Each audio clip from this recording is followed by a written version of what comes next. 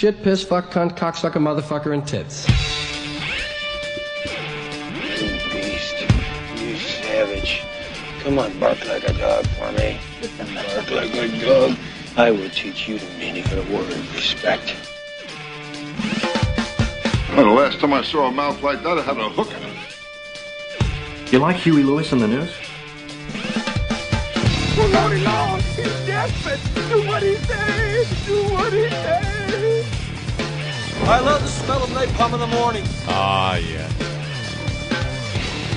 Smells like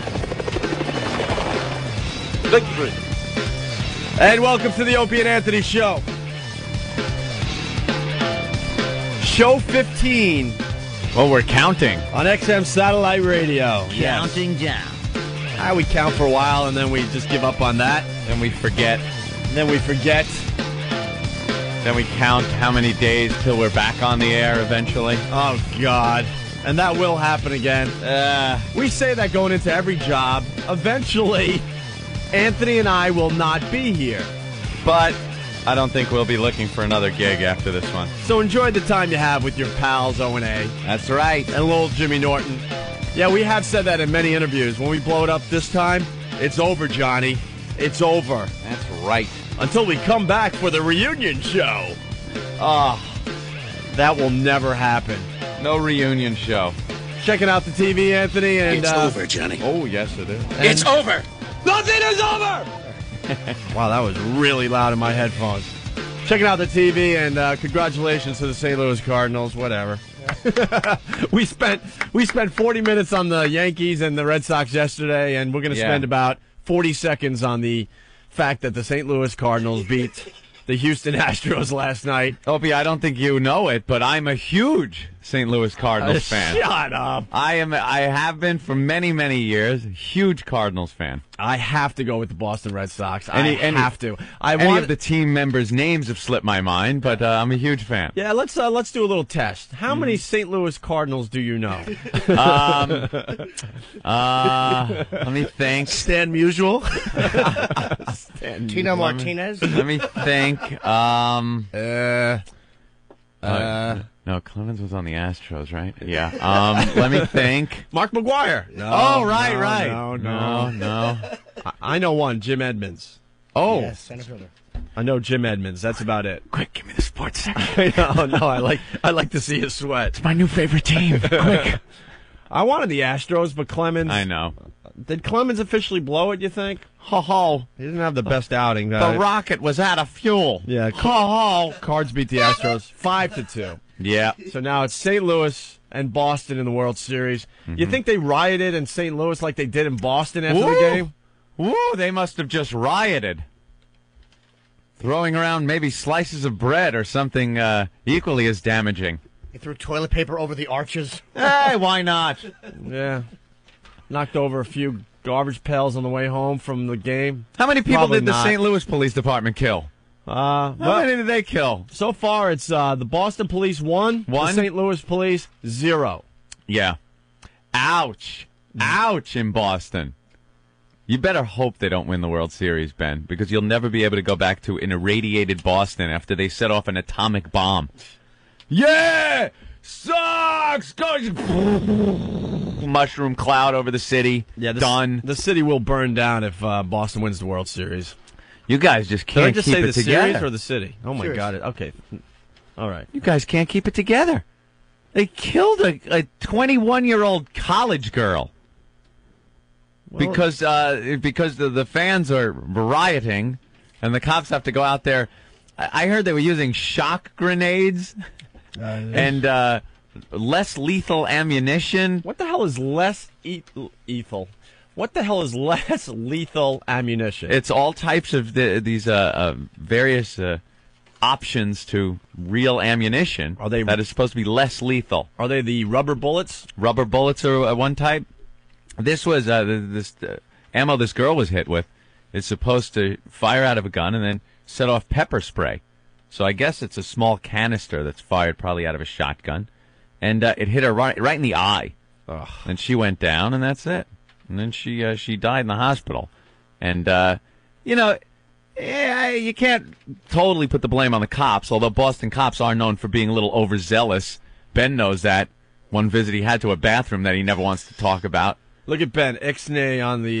He's like, I don't want to talk about cops. This was well over 2 years ago, and he still doesn't want to talk about it. I'm not talking about any of this stuff. Ben got rousted. Did they drag you out and rip the bag you were standing in? No. That girl... Ben got rousted once in a bathroom by a cop. So why won't you talk about it?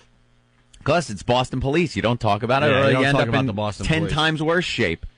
They're known for being... Boston is the most cliquey between the politicians and the cops. It's like this massive corruption and good old boy back-patting, nepotism, like you're in the club and you're in. But anyone else, you can just do whatever you want, and no one looks twice. They just run it like that. Menino holds on to the mayor job like a pope, and there's no accounting for anything. No lie, when we did the mayor's prank, we told the whole city of Boston that the mayor died in a fiery car accident for April Fools. I was really scared. Yeah. There were cops that were following us for a while. Remember all this crap? Yeah. Nothing ever happened, so there's no real great ending to this story, but it was a scary time because, we messed with the mayor, and the mayor's really close with the cops. Yep. And next thing I know, I got, Boston cops driving by my residence and kind of just slowing down and this and that. And there was some paranoia going through my brain. Of course. It's a very, very corrupt city, Boston. And there's no accountability on anyone's part. I'm surprised, and it's probably because of all the pressure they got, that the cops came forward and said, we accept full responsibility for this girl's death. Because somebody had to have come down on him. But for the most part, they get away with whatever they want up there. Was she rioting, or was she just standing there? They say she was just a bystander. Oh. Just kind of, celebrating the Sox victory. And a videotape supposedly shows the crowd just high-fiving each other, jumping up and down, yelling, but nothing that would warrant firing off tear gas into the crowd. So... but who knows? There's always two sides. The cops always have their side, and the people that were involved have their side. But, and it looks like St. St. Louis the girl's dead.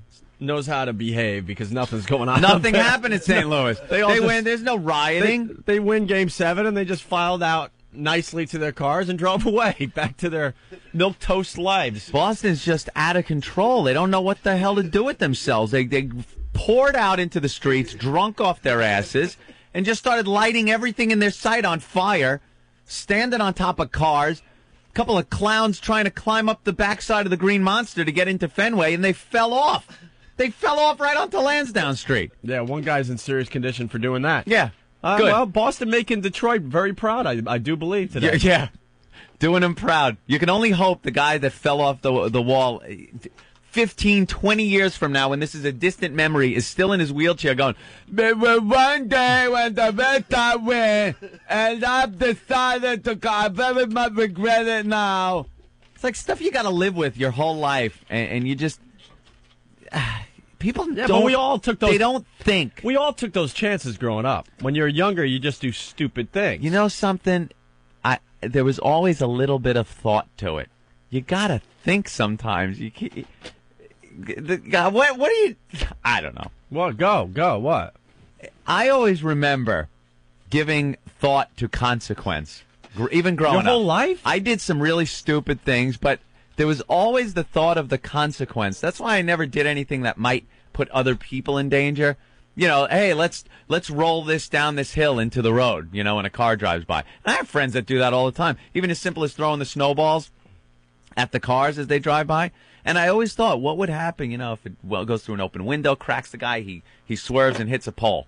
And not that I didn't care about killing anyone, I just didn't want to go to jail. But it was always thinking about the consequence. Me and my brothers got the shit beat out of us one day. I got to give them a call and see how old we were, but we were doing that exact thing, throwing the snowballs at the cars. It's really a mainstay of youth. Thinking we were like being, cool and, look at that, we hit that car, but we were throwing like ice balls and Hear stuff. That dull thud on the side of the door. And every time we hit one, because we lived on a very busy street, so the cars are coming by like crazy, so we're just throwing the snowballs. And the brakes come on and they slide on the ice. We're laughing. We think it's the funniest freaking thing, And I swear, I don't think I was more than 12 years old, maybe even less. And next thing I know, I guess what happened was one of these guys, probably in his mid-20s, I would say. Those are the ones that chase you. He we didn't know this, but we hit his car, and we're laughing, And I guess he went up the road a little bit and stopped. You got to do the flanking maneuver in that. He flanked? Yeah. Oh, you did the this flanking guy flank maneuver. us? He was like 2 houses away. He comes through the woods, back around, and we're still throwing snowballs, and he just attacks us. Of course and he beats did. the crap out of us. Good. And we're just little kids, Do you know how cool it is in that situation when your car does get hit? You're of the age where you're going to confront these kids, and you pull over and pull it off. You outflank them, you go all the way around, and the whole time you're just thinking, these little sons of bitches, I hope they're still there. And when you see them there, the feeling you get, victory. I'm going to go in there now and kick these little bastards' asses. We never thought about consequences growing up at all. I don't know why. I don't think it was instilled in me from my parents or anything. It was just one of those things. I always thought that this could get me really screwed, and I better just stay out of this. I wake up some mornings in a cold sweat because I'll think about some of the stuff I did growing up and go, I can't believe I took those chances as a college kid or what have you, Yeah. So there was sometimes you would think about I would do things that might have endangered myself, especially with cars when you're growing up as a teen and stuff like that. Who didn't drive drunk? You drive stupid. Up? But I'm the best drunk driver in the world, though. I don't even want to hear it. I don't even want to hear it. I'm great. I don't even swerve. But you would pass the Brady Bunch test. But with the egg on the cone, of course. You could do that with like a 12-pack. 12, Jesus, who am I talking to? A case of beer. But that's just, But that's just driving drunk because whenever I would drive drunk, and I really don't anymore, but when I would drive very good. I wouldn't speed. I would pay attention to all the lights and everything. It's when I'm not drinking that, you drive a little faster, you might skirt that red light a little bit, things like that. But drunk, you got to drive good. You'd be stupid to drive like an idiot when you're drunk. We all did. And back in the day, man, the cops would let you off the hook. Remember? Yeah. I think a lot of us have the story where, go right home. No, right home? No. You didn't. You never had a cop take your buddy's keys and make you wait around until his shift was over and then come back, give you the keys back so you could drive home? That's the lesson they used to teach you instead of locking you up? You never had one of those happen? No. Wow, I guarantee we go to the phones, we'll have a ton of them. I got pulled over with a case of beer with a few taken out on my passenger seat. I was driving down the expressway, and I got pulled over. I don't know. I think it's just because I had long hair, and I was driving an old beat-up Nova. But I got pulled over, and the cop sees the beers on the seat and gives me a breathalyzer, and I passed it. And he goes, I could hold you here a little longer and make you do it again to see if it got in your bloodstream. But I was talking fine. I wasn't slurring. I wasn't weaving or anything. And he let me go.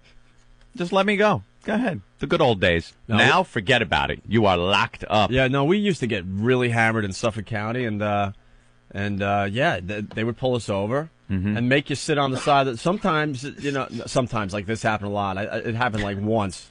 But, he decided, he took our keys, his shift was over, or whatever, I don't remember anymore, 6, 7 in the morning, and he made us just, wait until the end of his shift. He came back, gave us our keys. At this point, we're completely exhausted, just, falling asleep on the side of the road. The hungover, the hangover's kicking in. The hangover's kicking in, and there's not a diner in sight to at least, go eat or something. And that's what he did. That's the lesson he taught us. And he's like, all right, now you guys could go home because it's been, 4 hours later. Oh, it was awful, man. It was absolutely awful. And you didn't want to, call your parents or anything, and so you had to kind of just wait it out. In Connecticut, you can still drive with an open container. Really? The driver can't have it, but the passenger can have an open container. Really? Yeah. I love Wow, how they still have that one on the books. Yeah, you also can ride a motorcycle without a helmet in Connecticut. I mean, there you go. Yeah. All right. Jimmy, how are you today? Tired, but okay. Hey, Jimmy. The phones are lit. Let's go to Steve in Brooklyn. Hey, Steve, what's up? What's up, guys? A long time, man. It's been a long time since I heard you guys. Just got XM4 you guys about 2 days ago. Love it. Thank you, Love bro. We're still rebuilding the show. You missed some fun shows. Yeah, you really did. You know what they're going to do? Wait, I got to tell you. On the Comedy Channel this weekend, they do a best of show for a couple hours.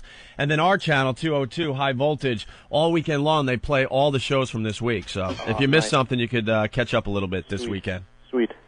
You guys are talking about snowball stories, huh? Yeah. I got a good one. One day, about 13, 14 years old, we're all hanging out outside. All after school, hanging out outside of a friend's house. See some Chinese guy coming down the hill. Chinese food full. I mean, this guy had both feet on the floor trying to, like, navigate so doesn't fall down the hill. We start pelting him with snowballs. Boom, the guy hits down to the floor. All the food goes all over the place. Guy flips out, starts chasing us, run back inside the house. 10 minutes later, about 7 of these guys, Chinese food guys, come to our house, beat the shit out of us. Of course. Beat the ever-living shit out of us. See, you don't think of that when you're heaving those snowballs. No, to me it was fun. I mean, this shit had about lo mein, you had everything on the floor. Everything was on the floor. We thought it was fun until they came back and beat the shit out of us. Of course. It's always fun until they beat the crap out of you. Thanks a lot, guys. You guys suck. All right, thank you. We used to have rock fights over the fence, too, with the backyard neighbors growing up. And, you know, that was something, I guess we were, you know, me and my brother probably 7 or 8, maybe 9 years old. So you're really not thinking about consequences because you're too young. And just throwing rocks over the fence at the neighbors. Well, and they're flying. It was like Vietnam. It didn't start as a rock fight. Oh, dirt bombs. It started out as dirt bombs. Yeah. But then you couldn't find the really good dirt bombs anymore. So you're like, it's a rock with some dirt around it. It's got some dirt around it. I call it rock and dirt. Yeah. And you heave it over the fence and you just hear that. Run into the house and then your phone rings. You wait in your room and you hear the phone ring. Oh, no. Oh, here it is. We used to do the acorn fights. Yeah. Collect acorns. Not as bad as rocks, yeah. We used to collect acorns for, like, I don't know, all morning long, and then the fight would start with, like, the other kids in the neighborhood. Yeah, we'd have teams, like, because we lived in, there was a lot of woods around, so, you know, we would get teams, and you collect your acorns, and then the fight would start at whatever, noon. Gotta put an eye out. This was great crap for a 12-year-old, you know? We'll lose the house. All right, is this true? Sean in Boston says, "Hey guys, your buddy the mayor is thinking about banning alcohol in bars in Boston during the World Series." Yes, that's not going to happen. I think they should. That's not going to happen. Though. I think they should. Screw them. That's right. Everybody have a Coke and watch that ball game. Right. You can't handle your goddamn booze up there. What's wrong with you? Those are all idiot college kids on that rioting, though. That was all college kids. Those all They're all kids. Sox fans. Most of those kids aren't even from Boston. That's the messed up thing. Oh, stop it. They're all Sox fans. No. I've seen them pouring out of the bars onto the streets. No, but a lot of those kids rioting are from, Boston has the most per capita college students than anywhere else in the world. So you're telling me that all of them are Red Sox? They're just idiots. I just know somehow, like you're doing right now, to turn this around and blame it on Yankee fans. I'm not going to blame it on Yankee fans went up there and killed a girl. I remember. So, Ben, what happened in the bathroom? I'm not going. He's not even going into it. He's serious. I know. I'm going to test him all morning. I'm not even going to get into any big details or anything like that. But a cop was a drunk Boston cop. Look at Ben. He's freaking out. It could be anybody. There's a million guys. Ben is like ixnay. I think it was sort of a case of mistaken identity or something. Yeah, I'm not. I love the Boston police. Bob. Well, who doesn't? All right. Let's move on to Tampa. Hey, Nick. Boston police. What's going on, guys? What do you got? So, I wanted to ask Anthony about setting fire to the woods across the street from his house. Yeah, that was again when it was before you really realized consequences. I think I was in kindergarten. I was in kindergarten, a little kindergarten arsonist. Me and my brother, we stole some matches and tried to burn the woods down. We had to be corrected. Yeah, we stole some matches and we were lighting leaves on fire. Yeah, I think every kid's done that. You play with the matches. And before you know it, there it goes. It gets a little too big for your little feet to stomp out. And the side of the hill went up on fire. Fire department comes down and... That's the exact story I have. And you know what? Even I'm ashamed and embarrassed by this now, Opie. But even as a kindergartner, and where did I learn this? I have to look at my parents and blame them. Because... When the fire department came and I was Lil Anthony, I was in kindergarten, one of the firemen picked me up and put his hat on my head and asked, who did this? And I looked at him and said, it was 2 black guys. You did not. I swear to you. Did not. Very inappropriate. But even in kindergarten. Way to go, Charles Stewart. I know. Jeez. I blamed it on black guys. And how, as a kindergartner, do you get that ingrained in your head? It could have been my Italian upbringing, growing up in a house where when my brother or something would ask my mother's a question whether she had done the laundry or could you make me something to eat, she would turn around and say, "What do I look? 3 shades darker than you?" You know, you grow up in that kind of environment. Perhaps you grow up. So was anyone buying this story that 2 black guys did it? I don't think so. You really can't come up with good lies as a kindergartner in a 1st or 2nd grade or whatever my brother was. I think I got you. I think I got you beat though. I had the same story. Me and my 2 brothers. I was trying to bring an outside source into the situation. I think I got you beat though. Yeah. Me and my brothers, 6th grade, 5th grade, 4th grade, I believe. Yeah. Did the same thing. We called it playing Vietnam in the woods. Yeah, sure. We had all the plastic soldiers, and we set up little wars and stuff. And it wasn't good enough that it was the green men against the gray men with the tanks and stuff. Yeah, that was cool for a while. Like, all right, we're playing war, man. You know, me against you. And any good Vietnam scenario needs some napalm. Yeah, you set up the bunkers and all this. But after a while, it gets a little boring. Like, let's introduce fire into our war games. Right, fire. So just like you, we start with a little fire, and then we'd make little fire like bombs and throw it at the other guy's soldiers and stuff, and it was all fun and cool. But then a little fire gets boring, and you gotta up the ante. So now we're like more fire. Now we're just piling leaves up around our war area, and now we're just setting the whole thing on fire. And just like you said, your little feet. Oh, they stomp and get the fire out. Gotta put that out. You're like, okay, we survived that little, brush of fire. Your little Pia flyers. Right, trying to put that out. So then we would make a little bigger fire. Woo, woo, woo, and now there's 3 of us all. Put it out. Getting it out just in time. Oh, look, a little fire squeezing out over there. You better get that. Ran and got that one. So it got to the point, like, now there's a fire going. Now it's a little windy, I guess. The wind blows the fire into another pile of leaves, which blows it into a tree. Next thing you know, we have a raging fire in the backyard. I mean, raging. You know where I live in Centerport there. Yep. All the woods. I'm not kidding. Making that the horrifying popping, crackling fire noise when you're a kid, and you look around and you're the only people there. You're like, and you're responsible for it, and it's completely out of control. Completely out of control. But there's me and my brothers. Trying our best, man. Now, at this point, we're melting our sneakers. Yeah. We got, like, soot all over our faces. I mean, it is out of control. And, I was brought up... Was the soot on your faces so you'd have an alibi later? You could ask the neighbors who did it, and they'd just say, a couple of black guys I saw in the woods. No? I was brought up with strict parents, and we knew there was going to be hell to pay, like, no one's business. So we're like, we got to try to get this fire out. We're trying everything. The whole freaking woods is going up on fire, the trees, everything. And at the top of the hill behind me is another house. Uh-oh. That house, the side of it, wasn't officially on fire, but very, very close. Very close. Hot, a little sooty. Of course, the fire department, the Centerport Fire Department comes and puts out the fire, but it did take a while. Yeah. And now, like, you see the water on the trees dripping down, and half the woods are burnt up, and now they Good job. Now they line me and my 2 brothers up, and we got just little white T-shirts and our little jeans on and our melted sneakers and weighing 100 pounds between all of you. Oh yeah. The soot on our face and they just line us up. The cops are there, and our parents, and we're like, oh my God. And I'm like, think fast. I gotta get my brothers out of this, man, right? So they're like, do you guys know what happened back there? It's so obvious we did it. And I'm like, officer, I did see some oily rags while I was playing in the woods with my brother. You came up with the spontaneous combustion alibi? Hey, man, we had fire prevention in school like that week.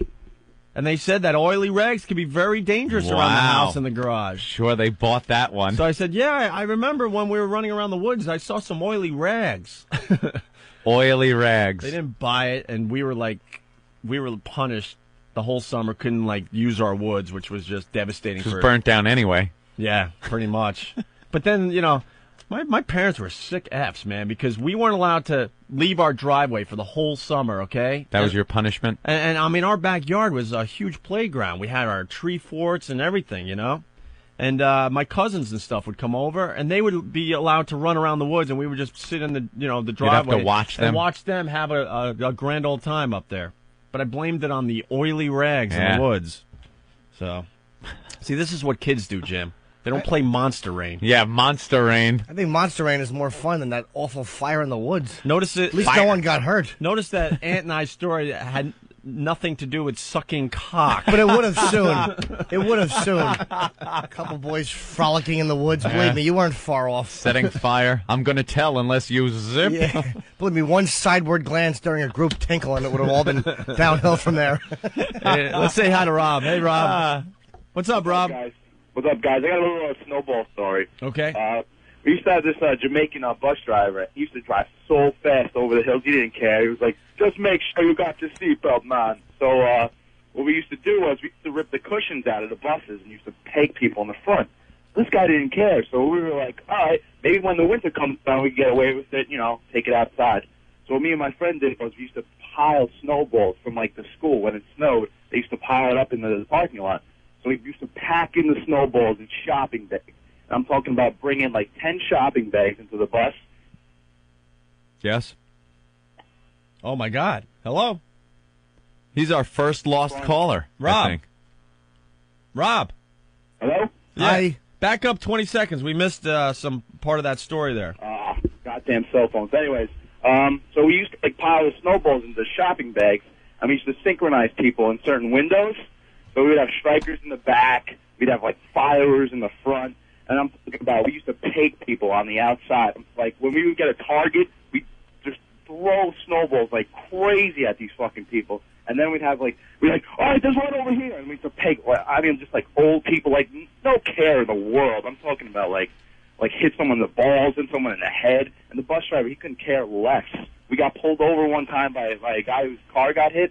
He was like, I don't care, man. I'm not losing my job for this bullshit. It fucking pulls away. I'm talking about, he used to get away with just crazy shit. I mean, this is, unbelievable. All right.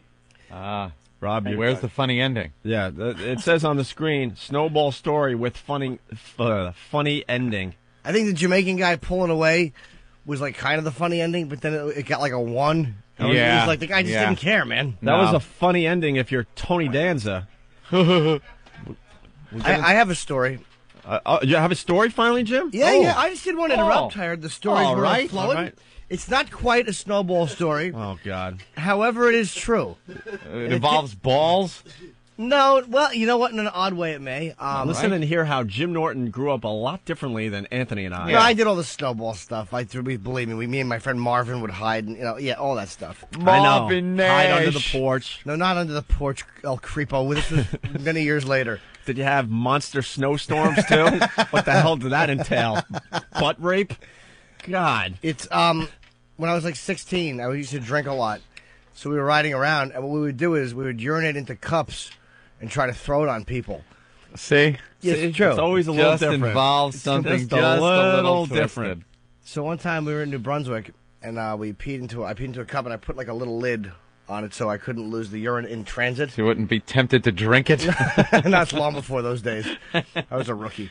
So we stopped one time, and we saw a guy and a girl walking together. And I took my cup of urine, and I flung it out the passenger window. Oh, and the girl put her arm up. Oh, no. And the cup hit her arm, and piss flew up all over both of them. That's pretty funny. Oh, it was the greatest thing I've ever done. That is pretty funny. All right, we'll try a couple more of these, and then we'll move on, right? John from Staten Island. What's up, John? Hey, guys. How are you? Good. Hi. One time, my friend and I were driving. We were about 18. Pull into a Burger King. We're being stupid inside. They kick us out. We have to leave. 10 minutes later, we drive by. The cops are sitting in the parking lot. We say, hey, what's going on in there? Pull in. Everybody comes running out. Says, there he is, get that guy. So what happened? Cops take my license, piss drunk. What ends up happening, the cops takes my keys, throws them in the back of the trunk, says, walk home. By the time you're sober, you can come back and drive home. I'm telling you, the cops used to do that all the time. Yeah, they were nice. You think they're being a dick at the time, but you realize, nowadays I'd be in jail. Right. Yeah. Not anymore. Yeah. No. All right. There was growing up on Long Island. There was always the story, and I think everyone had the legend, the urban legend of the cop, the one cop. When we grew up, it was this cop called Stoneface, and you didn't want to get pulled over. You knew the number of his car, and he had white hair, and he looked to be about, I don't know, 50 years old. But the story was he was only 25, and he had seen this bad wreck where like 10 kids were just hamburger all over the road. Mangled all over the trees. And overnight, Opie, overnight, his hair turned white, and he got the stone face. And if you got pulled over by him, and you were out partying, driving fast, or drinking, he was going to beat the crap out of you and haul you into jail. And that was, you never wanted to get pulled over by Stoneface. Was it a true story? Of course it was. No. Rudy from Plainview, what's up? Morning, boys. Morning. I got a good story. Okay. When I was growing up in Queens, there's a place called the Rockies, where we all used to go to light our fires. So a friend of mine, his father's car gets stolen. And like 3 days later, we'll go into the Rockies because we see a fire. Holy shit. And it was the guy's father's car. Oh, no. Hold on. Yeah. Hold on. What the fuck? Oh, good. I'm getting lice all on the donuts. Jesus. I didn't do nothing. Jim farted, and then he gets this look on his face because he can't wait for us to take it in. God damn, what did you eat last night? I don't know. It's Jim, been you're an bad. animal. I'm sorry, sir. I apologize for interrupting your story. So you go to this place where you set your fires and what? And my friend's father's car was stolen.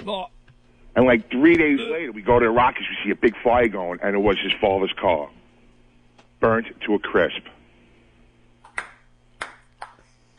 Sorry, boys. Punch it out, Maverick. Wow, I'm so glad all these stories say funny on the screen. I have a story, Yes? but it's not a funny story. Good, then it's just like the caller. Yeah, right. And I remember we didn't actually pull this off. That's why. But I remember what we wanted to do when I was again about 17. We were drinking and driving around, and it was like 5 below zero. It was like one of those awful January nights, and we had those giant compressed tanks full of water, and we were riding through New Brunswick trying to find people to spray with water. Great. Minus 5 degree To weather. kill them, yeah. No, just To kill them. be funny. All right, we're going to move on because the stories are just not funny. That wasn't a bad story I told, though. At least I said it wasn't a funny story. I didn't say... Mike from Buffalo, put on your what's up, laughing Mike? hats. Can't follow up the urine on the girl story. I though. know, I told him in the wrong order. Let's go, Mike. All right, I need a good manly pep talk here because I'm feeling like a real pussy right now. All right, what happened? Last night, now keep in mind the bars are open here till 4 a.m., so just a little bit ago I was out at the bars, and I've been after this girl for like 8 months, and I'm totally head over heels for the chick. She's super hot, just the nicest girl in the world, the whole night. Oh, he's in love. You'll Listen never to his get voice. her. Listen to his You'll voice, never man. get her. That's not true, Ope. You'll never get her. Do you own a handgun, sir, and a passport? Well, no, here's where it gets real shitty is tonight I got the friend speech.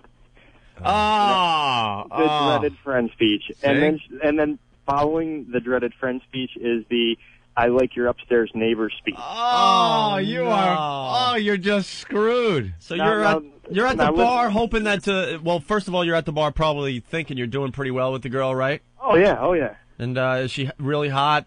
Oh yeah. Yeah. What does she look like?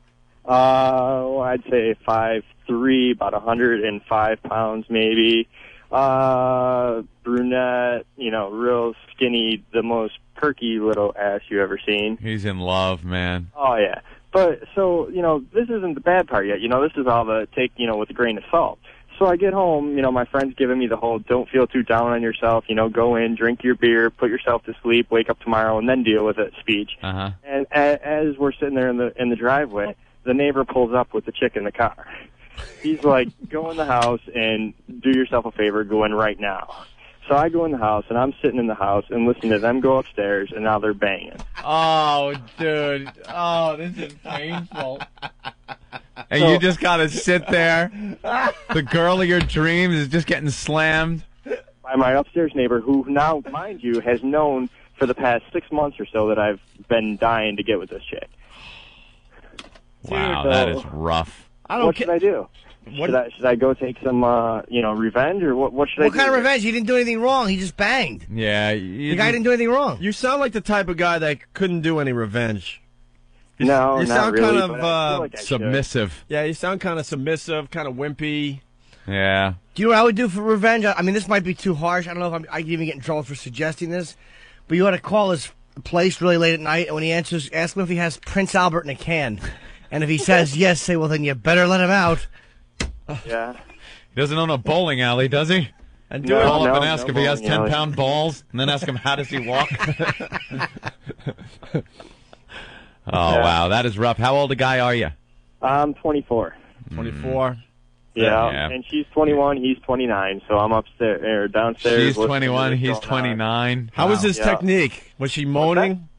I didn't hear moaning, so I'm guessing not very good. So maybe I still have some. Well, he was rocking back and forth with his hands over his ears, going, "No, no!" It was kind of like when Private Pile is screaming. He was just laying on his back with his hands over his head like Joker. Yep. So basically, I just sat here drinking a beer, chain smoking cigarettes, thinking, "God, I feel like a pussy." Well, when was the last time you got laid? 3 weeks ago. Well, that's fine. All right, you're doing okay then. Well, it's nothing to brag about, though. That's for sure. There's nothing you can do, though, dude. What are you Big gonna do? fatty. Is this girl kind of a slut or what? Well, she wasn't a slut, but my friends call her two names. They have two names for her. One is Jay Leno, and the second is Gargamel. So you do the math. Wow, what's that for? Wait, the girl that you like, they call Jay Leno? No. The last girl The last girl you had sex with. Yeah, that's what I wanted to clear up. All right. Yeah, Jay Leno, and what's the other one? Gargamel from the Smurfs. Oh boy! So she got a big jaw. Oh wow! So that's great. You got the Smurf, and then you got the other one, finger cuffs. Watching her walk up to the house the next time after my friends called her Jay Leno, I just was sitting there just shaking my head like, oh my God. Hey, what do you say we go to bed together? And, I'll give you a little oral sex. But you turn the lights off, it's all good. So. Yeah, there you go. I think you came across too desperate with the girl you wanted to bang. Yeah, it sounds to me like that could have been the problem. As soon as the girl smells desperation, it's over, Johnny. It's all about the upstairs neighbor after that. Yeah, because I bet you that guy was kind of hanging out, being cool, not playing his cards, too much. Want to come over my house, bitch? Yeah. Hey, what are you doing? She gave me the whole, I love you, but, I don't see you as anything more than a friend. And the whole time my head's just shrinking lower and lower, going, God damn it, I suck. Here's what you got to do. Stop talking to her. It happens, dude. It happens to all of us. I just got blown off by a chick I liked. The first girl I went out with that I liked in a while, and, of course, I don't get a call back. So, whatever. Just stop talking to her. Enough. Ignore her, and if you can, grab some girl in front of her. And just, oh my God! I got to interrupt. Touch her genitals at Fox the bar. News Channel's got Jail Gone Wild. They got the two hottest chicks. Why are you turning the channel, Ben? What are you doing? Oh, Ben! Ben, what happened? What the F is wrong with you? It changes it. Both channels change. All right, look, Put it on Anthony. We're live right now, and knowing Fox News Channel, they're going to show that video over and over and over again. What Do was yourself it? a favor and put it on in the background. It's two jail girls, really hot, and one's topless, and they're taking all their furniture and smashing the windows in their cell, trying to get out. That was really very hot. good. Yes, Mike. Yeah. So wow. I'm a pussy. Yeah, you sound it. Oh, well. It happens. Yeah. No big deal. Move on. So what should I do to not be a pussy? Don't look so wanting. Yeah, you seem very needy. Don't look so wanting. Girls Well, I'm smell just that sick of all crap, the and fat they're... girls hitting on me. I just want a hot chick because that's so much to ask, and I don't want to have to pay for it like Norton. Dude, every guy wants a hot chick. Put yourself in a hot... we all think, I can give her the special relation. I'll show her what a real relationship is like. We want them to see our specialness. But you know what? They want a hot guy, and they should want that. So just accept where you are, and you got to pay for it. That's why there's prostitution. What do you think? I want to pay for it? It's either do sit-ups or pay for it. I would pay for it. Hold on, we got to interrupt again because they're showing the video of Boston. I see a guy sitting on a Fleet Bank sign about 20 feet and in the you wonder air. why the cops had to take care of business, and unfortunately this girl they're ripping died. trees down. Kenmore Square. They're trying to yank a 20-foot tree out of the ground. Tree out of the ground. One guy's 20 feet up in the air on a Fleet Bank sign. What a bunch of animals. What a bunch of animals. I want to see the rioting footage from St. Louis. You're just not going to see it. Yankee fans, we are not animal. All right, Mike. Come on. Yeah? I think you need to keep in touch with the show. Yeah? Yeah, we want to see your progress as the weeks go on. How you work it. Yeah, it doesn't sound like you have game, though, bro. No, I don't. That's my problem, you know? The nicest guys, they always finish last, and it don't get any further back to me. Look, he's the nice guy. Don't sell yourself as the nice guy. Yeah, stop being the concerned friend, dude. You I'm want the to scrap nice along. guy, and it doesn't work. It never works out for you if you're the nice guy. You know what the nice guy gets to see? The nice guy gets to see all his friends bang all the girls that you love. I don't know what the nice guy gets to see, but I sure know what he gets to hear. Yeah. So what did this other guy have that you didn't have? Besides a 21-year-old mouth on his mule. Well, I just have the "you're the nicest guy in the world" speech, so apparently looks. You know, I don't think I look that bad, but apparently, you know. Come on, Oh, look. Is she out of your league? Every guy knows where their place is. So what did this guy have that you didn't? Did he dress better? Was he taller? Does he work out? He has the rap. Does he have a big, huge I didn't want to have to mule? admit this, but he is a seaman. He's in the Navy. Oh, the Navy? Does he walk around in his uniform? No. Oh, yeah. No, he doesn't.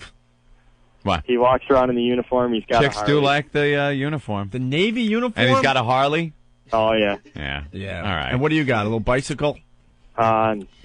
Yeah. What do you drive? I got nothing. What's your mode of transportation? He's got the Harley. What do you got? A Cavalier. A Cavalier? All right, so all right, that might be the Harley or the Cavalier. Yeah, Very rare a chick will not choose the Cavalier. That's usually a real pussy magnet. Navy guy, what do you wear? No, I shouldn't even say that. What do you do for a living? What do you do? He's Navy. Well, I work in the grocery store, but... All right, so you drive a Cavalier and you work in a grocery store. What's your job in the grocery store? I work in the dairy department. Yeah, nice. Yeah. That's but I good. actually make over $25,000 a year. I work for, I got a decent place. Shut up, Ben. That's a lot of money in Buffalo. Oh, my God. He's in Buffalo, right? That's like so Trump's money in Buffalo. $25,000 a year and I'm single. That's a lot of fucking money. Dude, I mean, maybe not for you guys. All right. Dude, it's not the money. It's not about the cash. It's not about the money. It'd have something to do with your personality. Did you tell her that you work in a grocery store? Oh, she knows, yeah. Yeah, she knows. Yeah. Of course she knows. That's why she's with the Harley guy. Do you try to get on her good side by always checking her milk when you come over and telling her how long it's good for?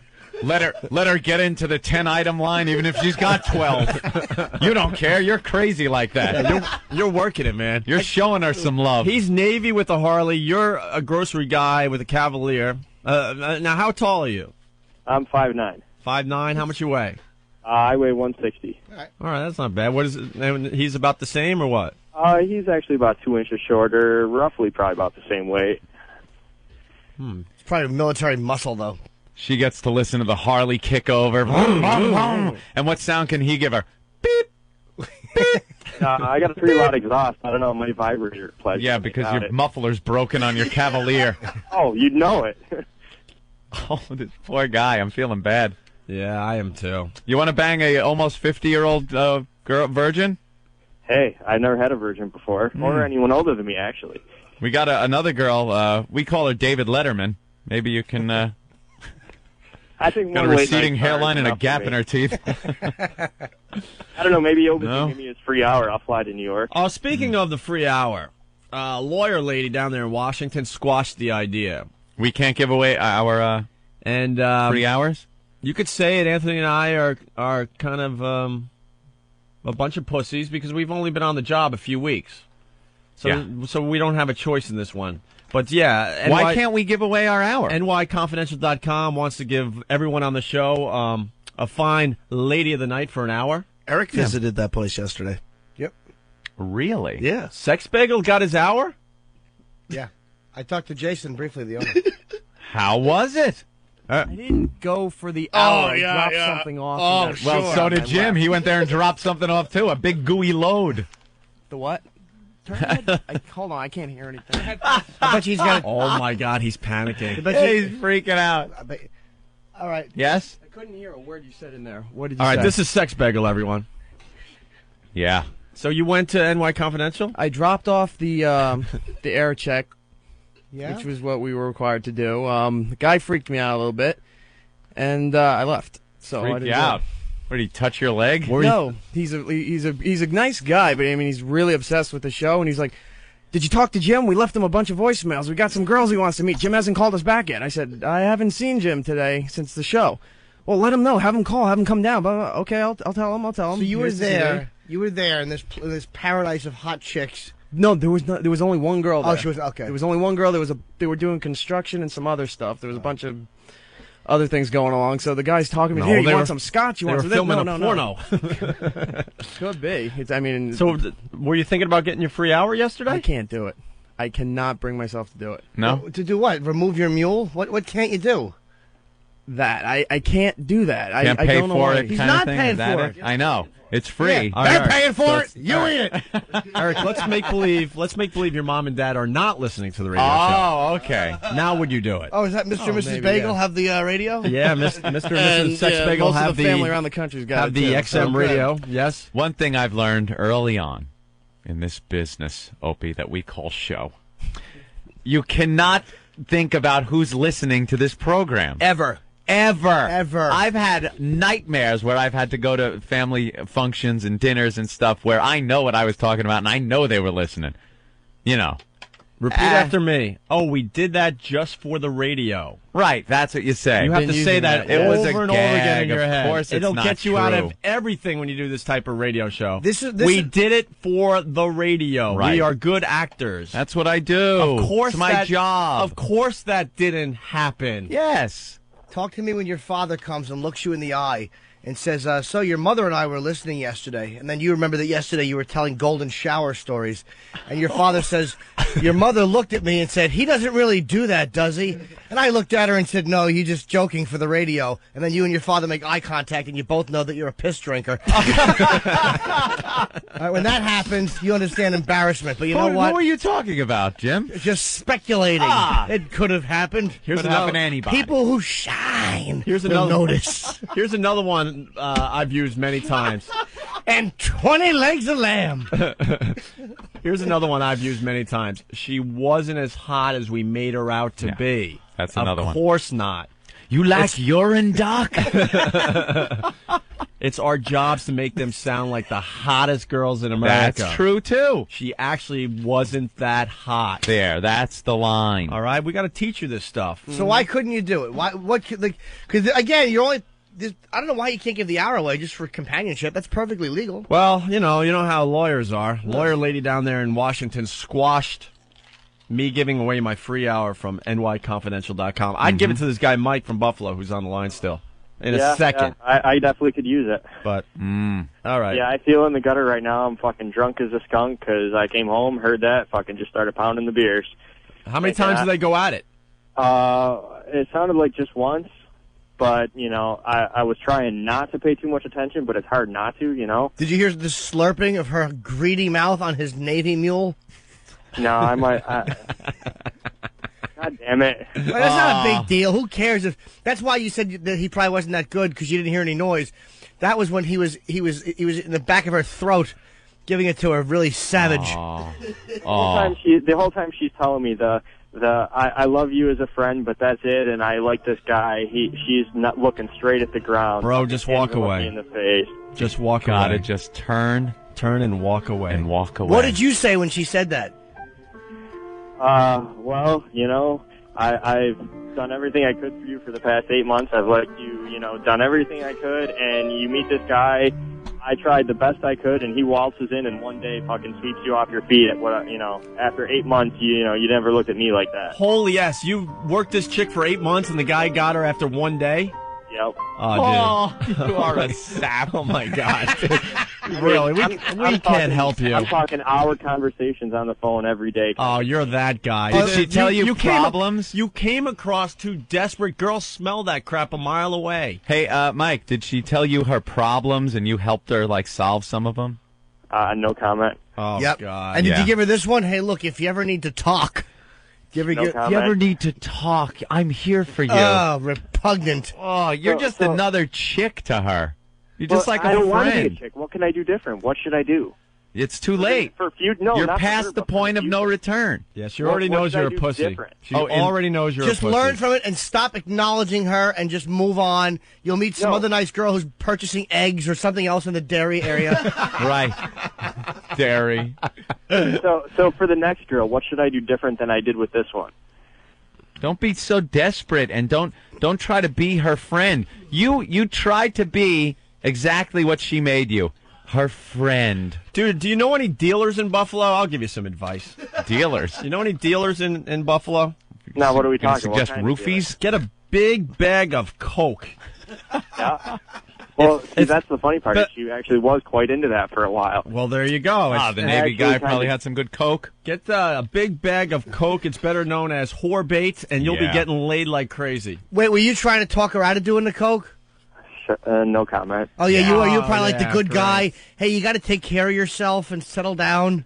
Don't get me wrong. I love partying, but she was a little overboard. Meanwhile, the Navy guy's doing lines off her tits. Oh, of course. He's giving her a mouthful of throat yogurt, and you're over there pricing eggs, telling her to be a her girl. She's grinding her teeth on her all fours as she's just getting it from behind. He's got a rail of Coke that goes from her breast all the way down to her patch, and he ain't stopping. Oh, dude, you said you like to party. Let me hear a night out with Mike.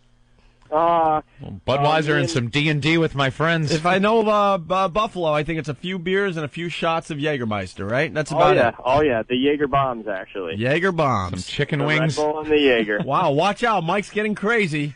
Yeah. And then the Bills game. Right now. All right, dude, listen. Can I ask a question before you? She is so out of your league. You have to go to like a preppy bar where the girls sip their little beers. You'll be better off. I don't think you're ready for a Coke whore. No, no. Are you ready to really make fun of me now? Yeah, why, Mike? Last week, she was in the hospital. She was in the ICU for 4 days. You want to guess who was sitting by her bedside the whole time? Oh, yes. What was wrong with her? Yeah, what was wrong with her? She had an asthma attack. Oh, I thought it was her. I thought it was her latest abortion.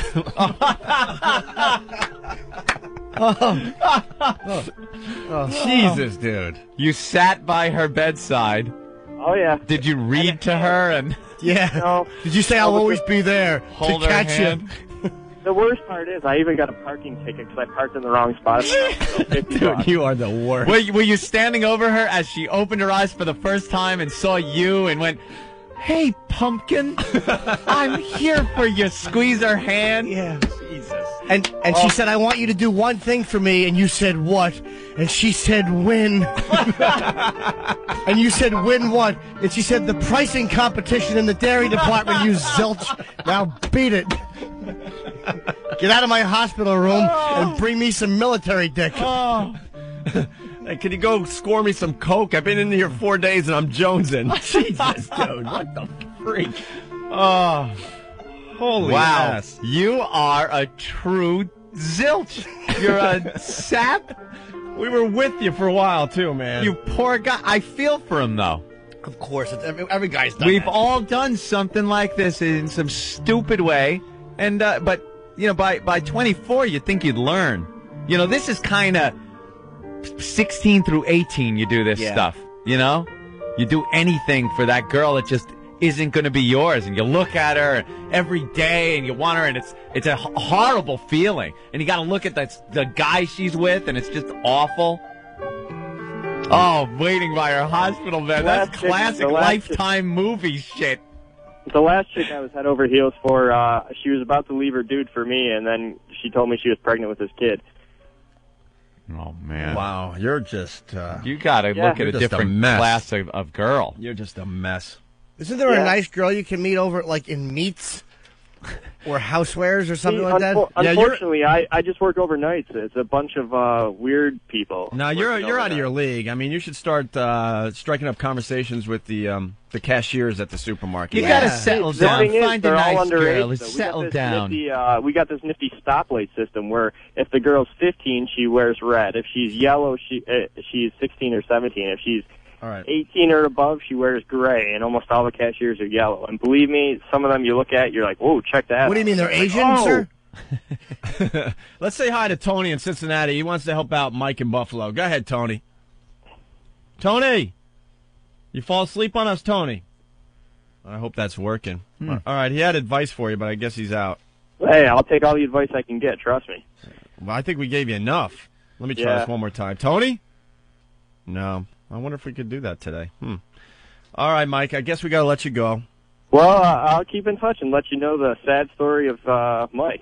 Please do, White Earl. Hold on, try it now, they're saying. Hold on, let's give it one more shot. All right. Tony in Cincinnati. Tony. No. Maybe there's... Hey, story of my life. I get nothing. Tony. No. I hope we get conference people today. Hold on. I got to test this out. We're trying to figure the system out, sir. Yep. Oswald in Jersey saying, tell Mike the only way to get the hot chick. Tony in Boston. The only way to get her back is to kill yourself. That'll show her. All right, we got Jaime in the studio. His fresh haircut. Today's very collegiate. Should I try it again? Try it again? No, I know I did it that way. Tony in Cincinnati, what's up? Yeah, I got some advice for that dude. Look at Jaime just fixing things. Jaime can run in, push Amazing. a button, and it's fixed. I love it. He's like, he walks in, these stupid DJs. That's right. All right, go ahead, Tony. You got some advice for Mike in Buffalo? Yeah, you just got to let it go, and you got to get something in your own league. Go ahead and marry it, make a couple of kids, buy the Honda, pay for the groceries, keep your head down, and after 10 years, you're like not even looking both ways when you cross the fucking street. I love this guy. Yeah. Yeah. So should I just walk out there now and just save myself the trouble? That's pretty much what you have to look forward to is Tony's life in Cincinnati. That's what the nice guy shit'll get you. I'm telling you, you got to the next one. Just give up on this one. Go to the next one and treat her like an absolute whore. That's what. Well, what pisses me off is the girls. They always say, I want to be treated like a princess. Where's my Prince Charming? And then they got a guy like that, and they're just like, fuck it, I'm going to go with the asshole who treats me like shit. I don't get it. That's the way. They want to be treated by a princess sir? Yeah. They want to be treated by a princess by a guy that doesn't have to treat them like a princess.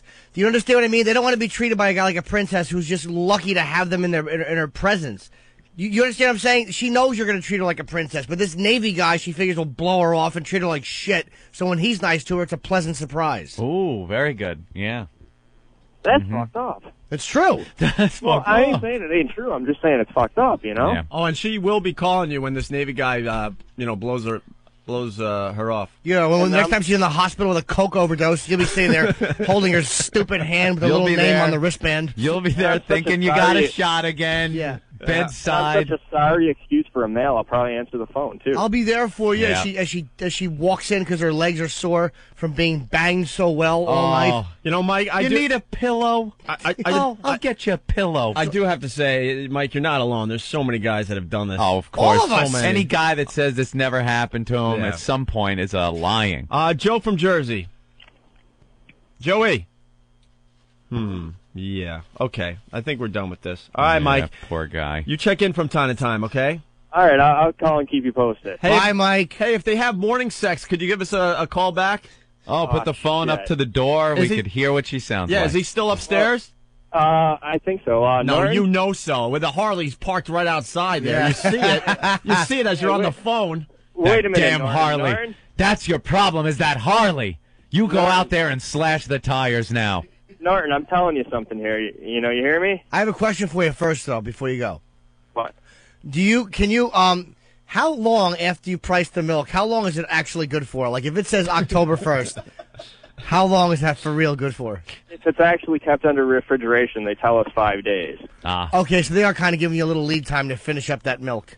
Yeah, that's under perfect temperature, though, of course. So what do you think is going to happen with this girl?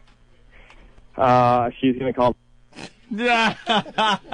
Rejected him just like she did. Wow. That poor guy. Okay. What a sad We've sap. all been there. What a sad sap. We just talked for an hour. I don't know if we did anything, but this is the O&A show. Mm-hmm. Okay. On the way, Anthony, I'd like to get another couple to try to become the sexiest state in America. Sexy. Well, it's certainly...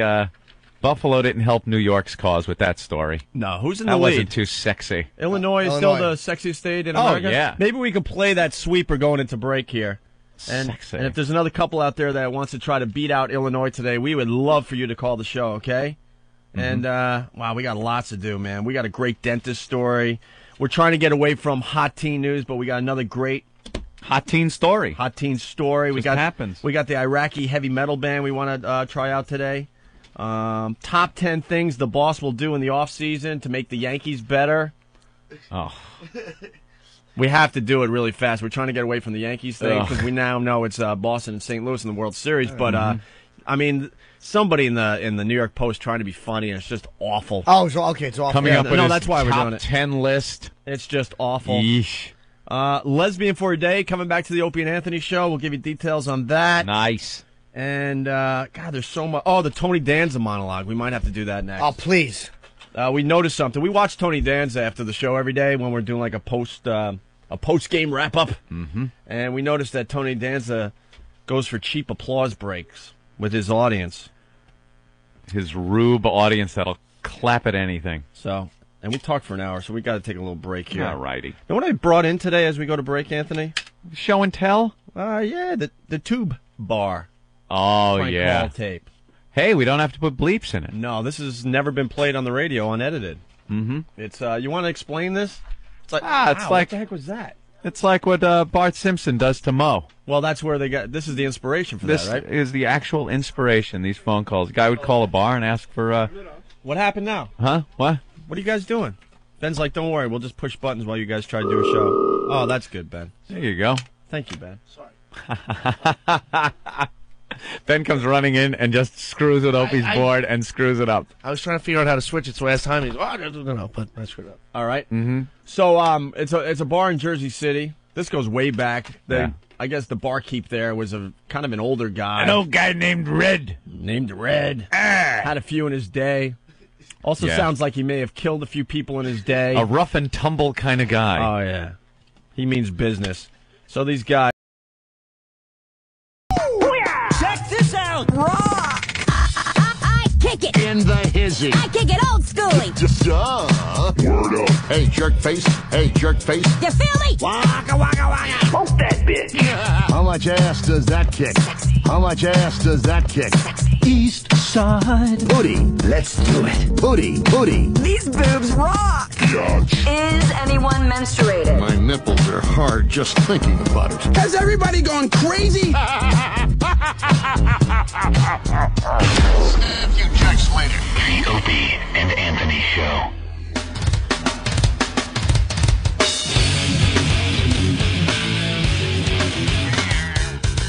Yeah, you're checking out the Opie and Anthony Show. Big hi to everyone that turned on their XM satellite radios overnight. Thank you. The ONA virus spreading across America. Thank you. Have you done your part today? Thank you. Don't forget, over the weekend, on this fine channel, 202, they'll be playing all the shows we did this week. Oh, yeah, they do that, huh? Just in case you missed something or got your unit turned on late this week. Your unit. You said unit. And I'm also hearing, as the show gets more gooder every day, that the FU line is officially working, finally, after 3 weeks. No way. I don't believe Ben's it. giving me a thumbs up. Ben, is the FU line working? It is working. So people could call the FU line during the weekend. I think they'll have the number on the display, and they can leave their FUs, and we'll start that up on Monday. Yeah, there's some nice FUs to Jimmy. Already? Yeah. Why? Steve's working on them. I don't know. You got some FUs, Jimmy. Oh, great. We got to debut the FU line today in the show. So, Ben, what happened in that bathroom? Yeah, what happened? Why does he keep leaving the microphone, Anthony? Ben will never say. Ben, where are you going, bro? There's a guy from Boston. He wants to say hi. Tony, what's up? He doesn't want to get a tear gas canister in the eye. Hey, Tony. Hey, I'm similar to the guy, Mike from Buffalo. Oh, God. I thought we did this already today. I go for the revenge when things go sour. Okay. What do you do differently than Mike? Well, back in high school with the first girl, I got in the whole thing, I want to be the nice guy, I love her and all that. And, they get scared of that shit. So when she finally, dumped me, I decided, what am I going to do? So I was thinking about it with my buddies, and I saw a dead squirrel on the side of the road. So I grabbed it, threw it in the trunk. So we go to the high school, after it closes around like 5 o'clock, there's still people there. I go in our locker, so I leave the squirrel in there. And then, turns out with that, though, that I ended up pussying out on it. I friggin', next day in the morning I came and took it out, but... Do you realize that's kind of like you kill her next in line? Yeah. That's like the next thing you do? But the next in line came, I got some balls, and finally I got back with her again for a little bit, and then... Tony, I'm not even listening to you because it stinks in here. Jim keeps farting. Dude, what the fuck? Isn't that awful? So I went to... Ugh. It's not bad. What? It's not bad. So the next thing I did, right, is I grabbed some those salmon eggs, crushed them up, and we went into her house, put it in the orange juice, and that's when I finally actually did it. Oh, nice I backhand. didn't kill her or nothing, but I don't think. Your game got better in the 2 Yeah. years we've been off. I know. I've got my serves better. Yeah. Get it over the net. Oh, nice. Look, behind the back. Whoa. Got. What? Kept it on the table. Go ahead, Tony. Yeah, so anyway, I put the damn. in the orange juice when I broke in the house. Game point, bro. Game point. And that was it. Will you pick up the ball? Yeah. And the next one, All right. I had this girl, she was a little bit Chinese, right? Yeah, get over to that side. You just missed my the beer on table. that There one. we go. Go ahead, Tony. Oh, you don't find... Well, anyway, she was a chink. That was a close one. Damn it. I got the, Oh. cookies, Got past me. throw them on her fucking lawn. The detectives A come. little tired of playing ping pong. Yeah, and I'm tired of Let's, that. Okay. Somebody wants to talk about teen news. Oh. Hi, Jennifer. What's up? Hey, a friend of mine, Rob Kelly, told me to call in, and he asked me to ask you for advice for teen news. And basically, here's my story. I'm 18, and... Hold on. Okay. Hold on. I like this story already. Me too. 'Cause it starts I with, like I'm how 18. it started. I like that. I know I'm going to like this story because she said Bob Kelly told me to call. Hold on a minute. Yeah. Yeah. Hold on. Mm-hmm. It's all right. Almost there. How the fuck do you open these things? Okay. What's that? Oh, there you go. All right. Don't worry. This is better than listening to a commercial. Relax. Don't worry. We're pretty much doing commercial-free radio for you today, so if we screw up here and there, don't worry. Okay, hold on a second, Jennifer. Opie and Anthony's Hot Teen News. Yes. On the phone, Jennifer from New York with some teen news. Yes, Jennifer. Hey, so like I said, I'm 18, and basically there's this guy in my building who actually happens to be 40. Now, I have this thing for older guys, right? And I've known him for several years, and basically he's hot for his age, and I've been trying to get him for a while. Now, I'm pretty attractive, you know. I don't see why anything's wrong with me. So, you know, I've been, like, talking to him for a while already. He thinks I'm attractive, and thing is, I just want to bang him already, so I just want to know, what do you think I should do to get him? Ring his bell. This is a no-brainer. Yeah. Jesus. I have an idea, though. If that's not working, you might want to bang a 36-year-old comedian first and work your way up, because sometimes that helps. That'll make them jealous. Like, where's the problem? I don't understand, but, like... If you're 18, he's 40, where's the problem? It's either that he's got kids home or you're a mess. He doesn't seem interested? No, he definitely seemed interested. He already told me he thinks I'm hot. Yeah. And it's like the first time we try to hook up, it's like, it just didn't work out. Like, What didn't work out? Well, the thing is, I went over his house the first night, right? Yeah. And he was like, all right, when you come back from going out, give me a call back. I ended up coming home too late, and I called him and he was fucking sleeping. So that freaking didn't work out. Jesus. Yeah, exactly. And then the next day I call, and then, like, he's already out. So there's no point in that. And freaking he works during the week, so it's like I hardly see him. So my only chance is during the weekend. Now, I was over his freaking house, and he didn't even make a move. So what am I supposed to do, just, like, pounce on him and do something? All right, is he gay? No, he's not. Is he married? Nope, not What do you look like?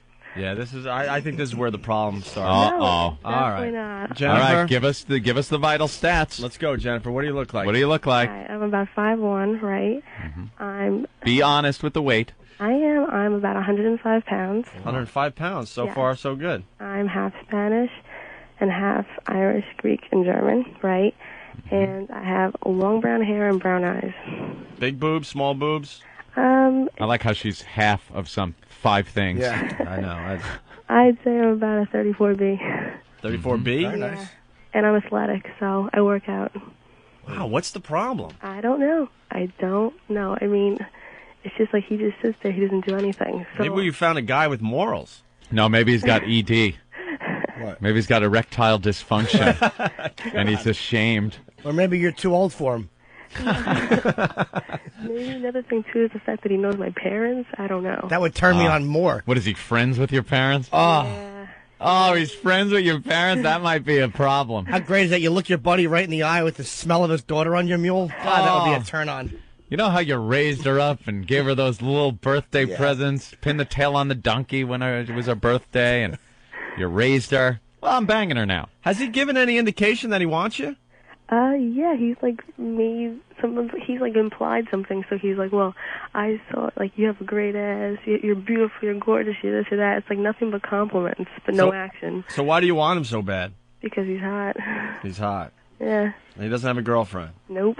Not at the moment, at least. Well, maybe, here you go. You got to get a little more physical. Mm-hmm. You got to get a little closer to him. Yeah, you think it'd be on my part? Because, like, I think he's just scared, so. Probably scared. Because if he hits on you and misreads you and you reject him, he's probably afraid you'll tell your father and it'll be a big embarrassment for him. Hey, we got a 26-year-old plumber from Philly that wants you. Want a plumber? No, that's all right. How about a 24-year-old guy that puts little stickers on eggs in Buffalo? That's attractive. I don't understand why she doesn't like me. Yeah. Sometimes I'll even change the sticker from the eggs to the milk and give her a discount. Isn't that funny how he... I got to change the date. We asked what he did, and he came up with the worst job ever. Yeah, that's going to sit with me all weekend. Great. That guy. I don't know what to say on this one, Jennifer. Yeah. Do you rub your ass against his junk when you're, like, passing in front of him and stuff? I haven't really done much. I just said a lot of things. I haven't done anything with. Wait, do you sit on the couch or something and talk with him? Yeah. Yeah. Do you sit real close? Sort of. Do you put your hand on his leg? I haven't done that yet. Yeah, maybe you ought to do that. I think you might need to just strip in front of him. I think the second you get a little physical with him, like the talking can go back and forth for a while, but the second you get a little physical, even a little touch or something, then the floodgates will open up. Make it so he couldn't help himself, so he has an alibi. The thing is, when he talks to your parents next time. Wait, the thing is what? The thing is, I'm pretty straightforward usually, right? But for some reason with this guy, I'm like a nervous fuck with him. I can't do shit. Oh, she'd be quivering and shaking. Yeah, so young and frightened. Oh, Are you nice. sexually active? Yeah, I am. Ooh. Yeah, what do you do? What do you do? Don't worry about it. Come on, tell us. Yeah, what's the freakiest thing you do? What would you consider freaky? That's a good point. Oh, you're talking to three guys that have heard it all, so. Exactly. What's the freakiest thing you've ever done? All right. I'm not going to say it on here. Why not? No one knows who you are. Yeah, we have no idea who you are. We don't know where you're calling. It's got to be one of those things that are in your head, and it comes up and you go, "Wow, I can't believe I did that." I've gotten tied to a bedpost one time, so That's pretty freaky. I like that.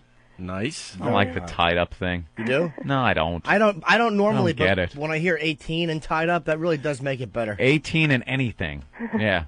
Have you ever 18 and snot bucket on the side of your bed? Hot. Yeah, that's Puke still bucket. hot. Puke bucket. He said it was snot. Well, it's not when the girls aren't puking. Yeah. Ugh. It's a multi-purpose bucket. Jennifer. Yeah. Have you ever masturbated on a radio show before? No, and I'm not going to. Damn it! How about you could play What's in Your Pants? What's that? Oh. That's where you take your phone Uh-huh. and you rub it on your genitalia. Yeah, you're right. And we can tell what type of hairstyle you have down there just based on the sound it makes. So you're not as freaky as you're trying to It's say not you a, it's are. not a perverted game. You're not putting the phone in you. You're just rubbing it over the area of where your pubic hair is or lack of. Yeah. And we have to guess what you have. How about I just tell you? No, that's not fun. We like Yeah. to guess. We have a contest here on who can guess. I don't think she's going to do it. All right, I'm not begging today. Chris from Jacksonville, you have advice for Jennifer? Oh, we're come doing on, that man. again? Yeah, we want to. Come on. Hello. Help me out here. Yeah. Hello, Chris? Oh, you have to do it that way? Hello, Chris? Oh, all right. Hey, Chris. There you are. Chris, go ahead, Chris. Hey, all you got to do is just take your fucking hand and put it right on his cock. That's pretty straightforward. Yeah, that's all. Yeah. Come on, it's a gross motor skill. It's not going to require too much thinking. Just That put move your hand seems to there. work every time. It's a trigger for me. It means I want to fuck. That's true. That's pretty straightforward. And you want to really do is if you put your hand on his mule, look at him really innocent and go, "Don't tell my daddy." Believe me. Oh. That's right. And if you really have a problem with it, just stick it in your mouth. See, helpful advice. All right, Jennifer. Yeah. There you go. A little physical contact, and I think you're in. Yeah. Or he's in, or whatever. Yeah, I don't think you're slutty enough for our radio show. Yep. You're boring us now. Yeah, you're not quite slutty enough, but 18, that's fine. We love the 18-year-old thing, and give us a call back if you get anything going with this guy. Okay, we'll need an update. Okay. All right, there goes Jennifer. Okay. Sounds hot. I don't know. A lot of updates on this show. A lot of things that need updating. Nothing wrong with that. No. Okay. I got the horny dentist story of the day. Yeah. Seems like a lot of Dentist, these. freaky. Well, they got that. They can knock you out in the chair, and then. Yeah, there really isn't anything else. You don't walk into a deli, order a sandwich, and then the guy knocks you out while he makes the sandwich. Right. And then you wake up and he gives you the sandwich. It's pretty much only a dentist. I think it's a fine profession because if you're in a doctor's office or in the hospital, there's always people around. You can't just knock out A lot of the people patient. around. But the dentist, it's the little room. You knock him out with some laughing gas or something, and then there's no one else around. They knock you out, Yeah. you wake up, you have no recollection of what happened, and you leave like he did you a favor. Her mouth is open. When she's done, you just go, all right, spit. Yeah, he even tells you to spit. Go ahead, spit that nastiness out of your mouth. You fill her mouth and then just take that little thing, like, and you just suction it out, and no one knows nothing. Suck it up. You can hang up on all the people on hold because we're trying to find a couple to try to become the sexiest state in America today to try to beat out Illinois. I think we can get that happening. All right, so it's the horny dentist story here. Leave a little goo on that little blue apron thing they put on you with that little chain that goes around the back of your neck. Just clean it up. Dentist asked to grope this patient as pay. Uh-huh. Okay. A Brooklyn dentist tried to trade dental work for a cheap thrill when a former employee came to him with a toothache. Dr. Suresh Mittal offered to treat Yvette, but only if he could grope her breasts, Anthony. As payment. So this one, like he asked. Usually they don't even ask. No. You're passed out and they had their way with you. She must have had a great set. He just lost complete control and goes, I gotta touch those. I have to risk everything to touch He those. was looking at them every time she walked into his Right. office. They were jiggling, and he wanted to just smash her. God, I gotta touch those. The woman said she tape recorded the whole episode because she remembered her ex-boss's inappropriate behavior and expected more of the same. Did she work for Bill O'Reilly? No? Well, maybe she worked for Bill. Good old Bill. A recording made available by her attorney captures the alleged exchange between the dentist and his patient. This is a quote, Anthony. "I'll fix that. I gotta fix it." A voice identified as the dentist is heard saying. "So can I have those?" So he's looking at her tooth, obviously, saying, I'll fix that. I gotta fix it. Yeah. But then he looks down and goes, "Can I have those?" That could mean anything, though. She could be holding a tray of sweets. Yeah, goodies. Yvette replies, I'll have those. Well, Yvette, she replies, "No, you can't have my," and it's breasts in parentheses, and this is the paper. Yeah. So that means the word was probably worse than breasts. Tits? Hot. "No, you can't have my breasts." To which the dentist allegedly answers, "Why? How am I going to help you then?" He's holding her hostage in that chair. Dick. "I got to let you touch my breast?" she asks. The dentist says, "Yeah." The dentist's lawyer says it's all crap. "We've heard the recordings months ago. We don't think they substantiate the claim." They don't. He's pretty freaking obvious to me. Lawyers are amazing. The lawyers will spin anything in your favor, though, right? "We've heard the recordings months ago. Yeah, we don't think they substantiate the claim." Yvette, 32, said the dentist allegedly groped her, made inappropriate comments, and forced her to watch him masturbate as he sat in his dentist chair when she was his receptionist. Oh, she was his receptionist? Yeah, she used to work for this guy. Yeah. This is where she's so stupid. She worked in his basement office on 4th Avenue for a few months last year. So she worked for the guy, knows he's a little freaky. Yeah, why would she then go to him as a dentist if she had already had problems with him? Right. She already watched the guy masturbate, okay?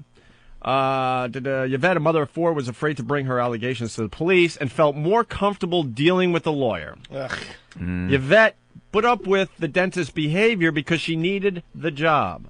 After she quit, this is where she has the problem. She went back to the dentist for treatment because she was strapped. What? Oh, no money? She had no money. She was desperate, so even though she watched this guy masturbate before, she went figured back. she'd get a freebie? She went back because she had a toothache and decided to go back to the guy. She just went to get a payment. She figured she'd record him. She knew he's a weak man. Yeah. And she just went back there to record her to get a payment. That was it. And then there's another claim. This Carmen Vasquez, a former patient, joined in on the lawsuit, Anthony. Joined in. Charging Joined that on the in. dentist fondled her breast as he placed dental instruments in her mouth. I love this guy. And, of course, the dentist says the charges have no merit. Of course. Of course. God, I love those stories. There's Dentists are freaks. Those hit the papers from time to time. They just, I guess they lead the boring dental life, and you got a woman unconscious in the chair right in front of you. Yeah. Got to make the move. Got to make the Her move. filthy gums needing repair. You might as well cup her tits for a few minutes before you get in there and dig out that plaque and stink. I like the ones that forget to button them up after they're done. Yeah. It's like, oh, I woke up and I noticed my shirt was undone. My blouse was undone to the fifth button. Come on, Doc. Can't you figure this one out? You got plenty of time. Take a Polaroid beforehand so you could match it with her when she's waking up. Be a little smart about it. No S. No S. Leave a big load right there on her tongue. Wake up. And how did she watch him masturbate while he was doing dental work? What are you doing? Come on, just watch for a second. Hey, check this out. He's in the chair with his rotten dentist slacks pulled down and his older gentleman ankles. A little mirror poking out of his pocket. Jiggling in his pocket as he's cranking away. Oh, God. Wonderfully awful. Nick from Ohio checking in. You want sex on the show? Say something to me or in general over the radio, and I'll get my wife up. Oh, this guy in Ohio is going to wake his wife up? And bang her? So Ohio could be a sexy state. So we're sending out the bat signal right now to Nick in Ohio, Kent, Ohio. Nick, Livezey, just in case there's more Nicks out there. Nick? He says, you want sex on the show? Say something to me or in general over the radio, and I will get my wife up. All right, let's hang out and wait for Nick to call, to bang his wife, to try to become the sexiest state in America. Could Ohio be the sexiest state? So far, it's Illinois. Girls. I love Cleveland. Cleveland girls are freaky. Philly girls stink. Cleveland girls rule. Which one did you say was the tease? Philly. Philly? They're beautiful, but none of them put out. No? None of those dumbbells. Not for you, that right? awful accent. Hey, what's going on? Hey, what's going on? You want to put this in your mouth? No, not right now. Ugh. The worst. And they're hot, too. All of them are cock teases. All of them. But Cleveland girls? Before you get your... Yeah. Sorry. Go ahead. I distracted you. Fine. No, I just saw Mike's girlfriend on the... Jay Leno popping on the TV? On TV, so... Any girl with the nickname Jay Leno doesn't sound good. Wait, this guy's pretty... I'm trying to cue something up. Let's go to Justin in Queens. Hey, Justin! What's going on, guys? You tell us. Hi. Thing you left out about the dentist is the guy humming to some crappy 106.7 Light FM song while he's jerking off to the girls. Yeah, you think it was like a Celine Dion song, the Muzak version, as he's like whacking it? Oh, absolutely, man. Oh, that's the girl from Ipanema. Yeah,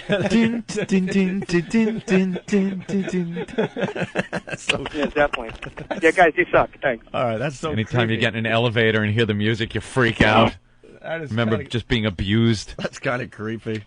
All right, we're going to wait for Nick, so why don't we take another quick break here, Anthony, catch up a little bit, okay?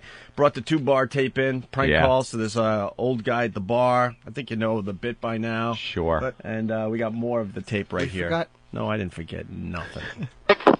Hello? I'd like to speak with Joe, please. Joe? Dildo. Joe doing? Dildo. Joe Dildo. Joe Dildo. Not here. You sure? Positive. Okay, thanks. Hello? Is Ben in? Hello? Ben. What number do you want? It's a 2-bar, right? Yes. Let's speak to Ben, please. Who do you want to talk to? Ben. Ben? Yeah. Anybody's name Ben? Ben?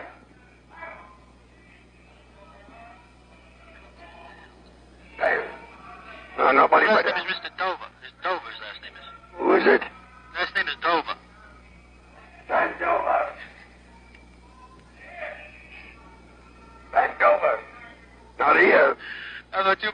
I can fuck you.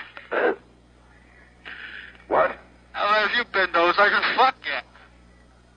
Listen here, cocksucker. If you come over here, I'll bust your belly open. I'll bust your fucking nose. Come on over here, you son of a bitch. You won't even be there. I'll be here. My name is Red. Red, come on over here. Take your fucking come on over here, you son of a bitch. Stupid fucking...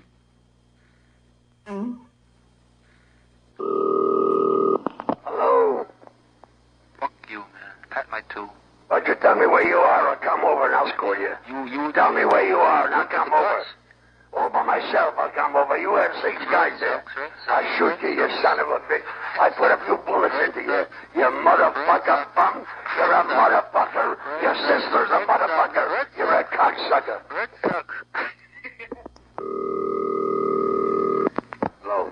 Yeah, how would you like to be mutilated, you motherfucker? Cocksucking fucking douche. Listen.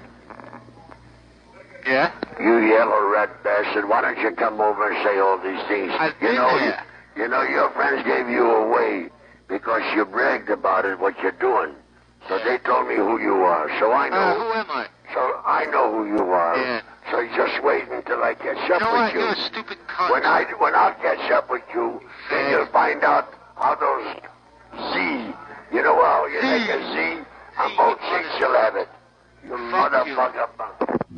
For 7 cents a day, you can get Opie and Anthony.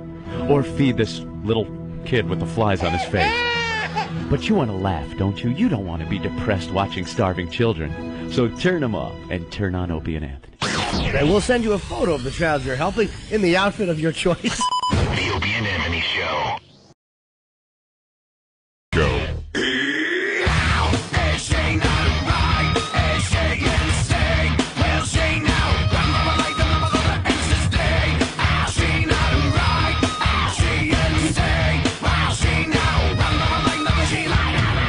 All right, we're back with the Opie and Anthony Show. We're waiting for Nick from Ohio to give us a call. He's going to attempt to take the title away from Illinois and become the sexiest state in America. Yeah, where is he? He's waking up his wife as we speak, and he wants to bang her live on the show. Gotta love the satellite radio, huh? Very good. All right. What else is going on today? We're all over the place. I was just noticing on TV that they... Kerry's doing more of these photo ops. He's doing a lot of photo ops as we get very, very close to the election. The paper's full of them. He's his latest one, hunting. The hunting Kerry. He was goose hunting, and they have a picture of him in his camouflage hunting gear, carrying a shotgun, and a buddy is behind him carrying a fowl, carrying a dead goose, a dead fowl. And these are your typical election is coming up photo op, because this photo right here is to try to woo some of the gun lobby over to him. Like the gun lobby is going to look, gun owners, and they're going to look and go, wow, okay, look, he's hunting. We got to vote for this guy. Like, this is going to change the gun lobby to vote for a liberal Democrat, knowing that they're all about guns and letting people there's Kerry hunting exercise their right to bear arms. Yeah. Kerry's hunting? Oh, well, of course. Well, the night before they had him doing a photo op too. He was with his buddies watching the Red Sox win, and he was drinking a beer, Anthony. Drinking a beer like a regular guy. He's just like you and I. They pull these out though, because the other day I saw one of Bush, a photo op of him performing an abortion. He was just squatting down and pulling out the little fetus, and it's just to woo the other side.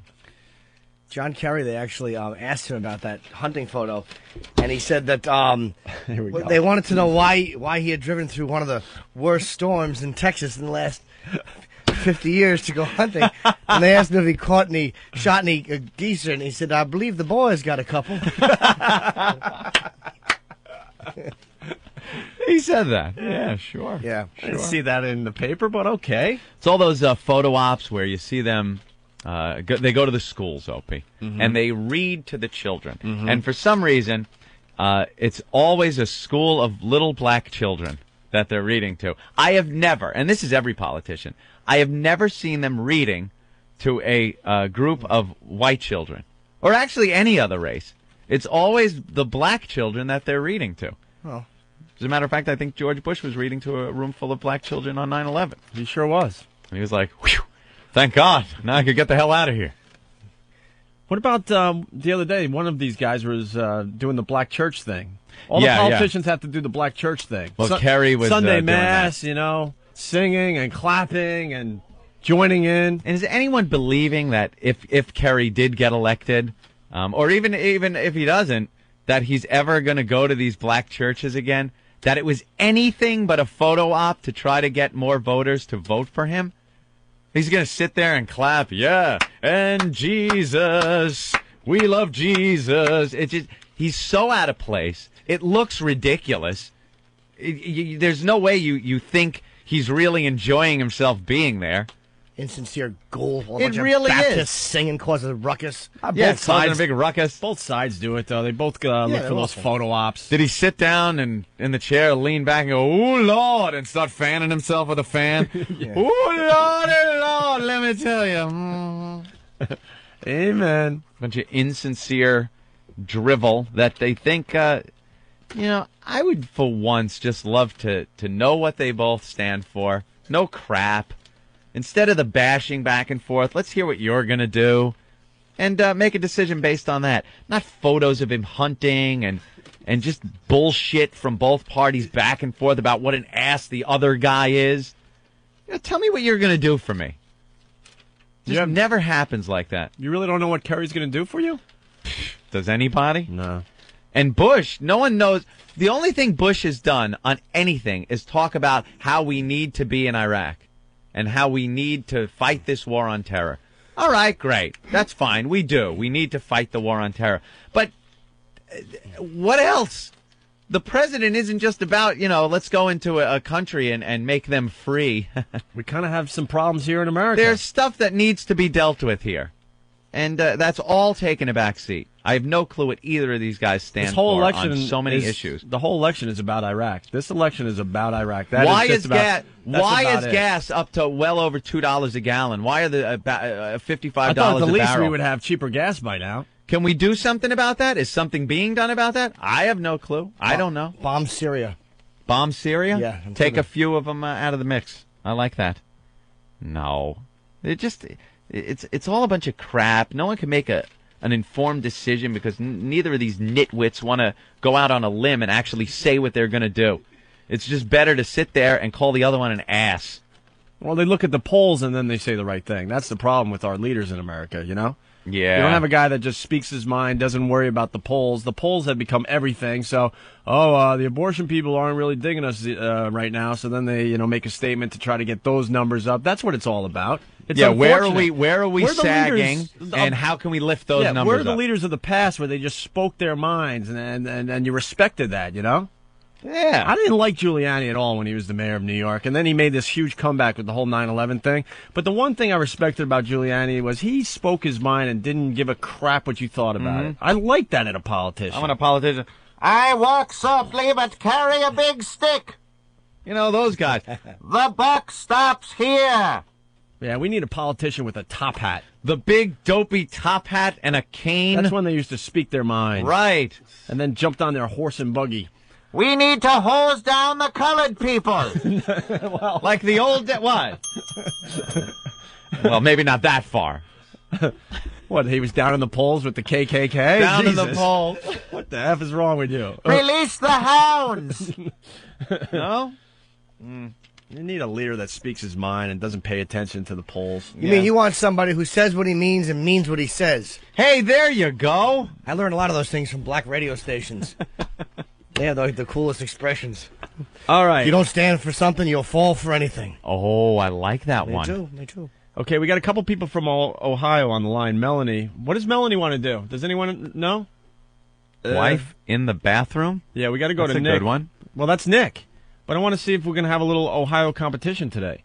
Oh. Melanie, what's up? Hi. Hey, why are you calling? Hello. I'd like to play Guess What's in My Pants. Ah. Ooh. All right. It's not a competition of sexy estate, Opie, but still more gooder. Well, you know what? We do need a warm-up act. Doesn't have lots of time. Well, that's her. Is that what it says? That's her. So we have to go to Melanie if we want to play Guess What's in My Pants. Okay. And then we're going to go to Nick. Hold on there, Melanie. Okay. We might have to make an executive decision here. What?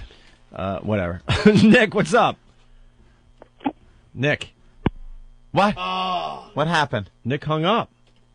Thank God we kept Melanie on Maybe hold. Nick hit the wrong button. I'm hoping. All right, Melanie, you're in Ohio? Yes. You're 26 years old? Yes. What do you look like? I'm 5'4", 125 pounds. Mm-hmm. That's in range. Long blonde hair, Okay. green eyes. Blonde, green eyes. Nice. Natural blonde?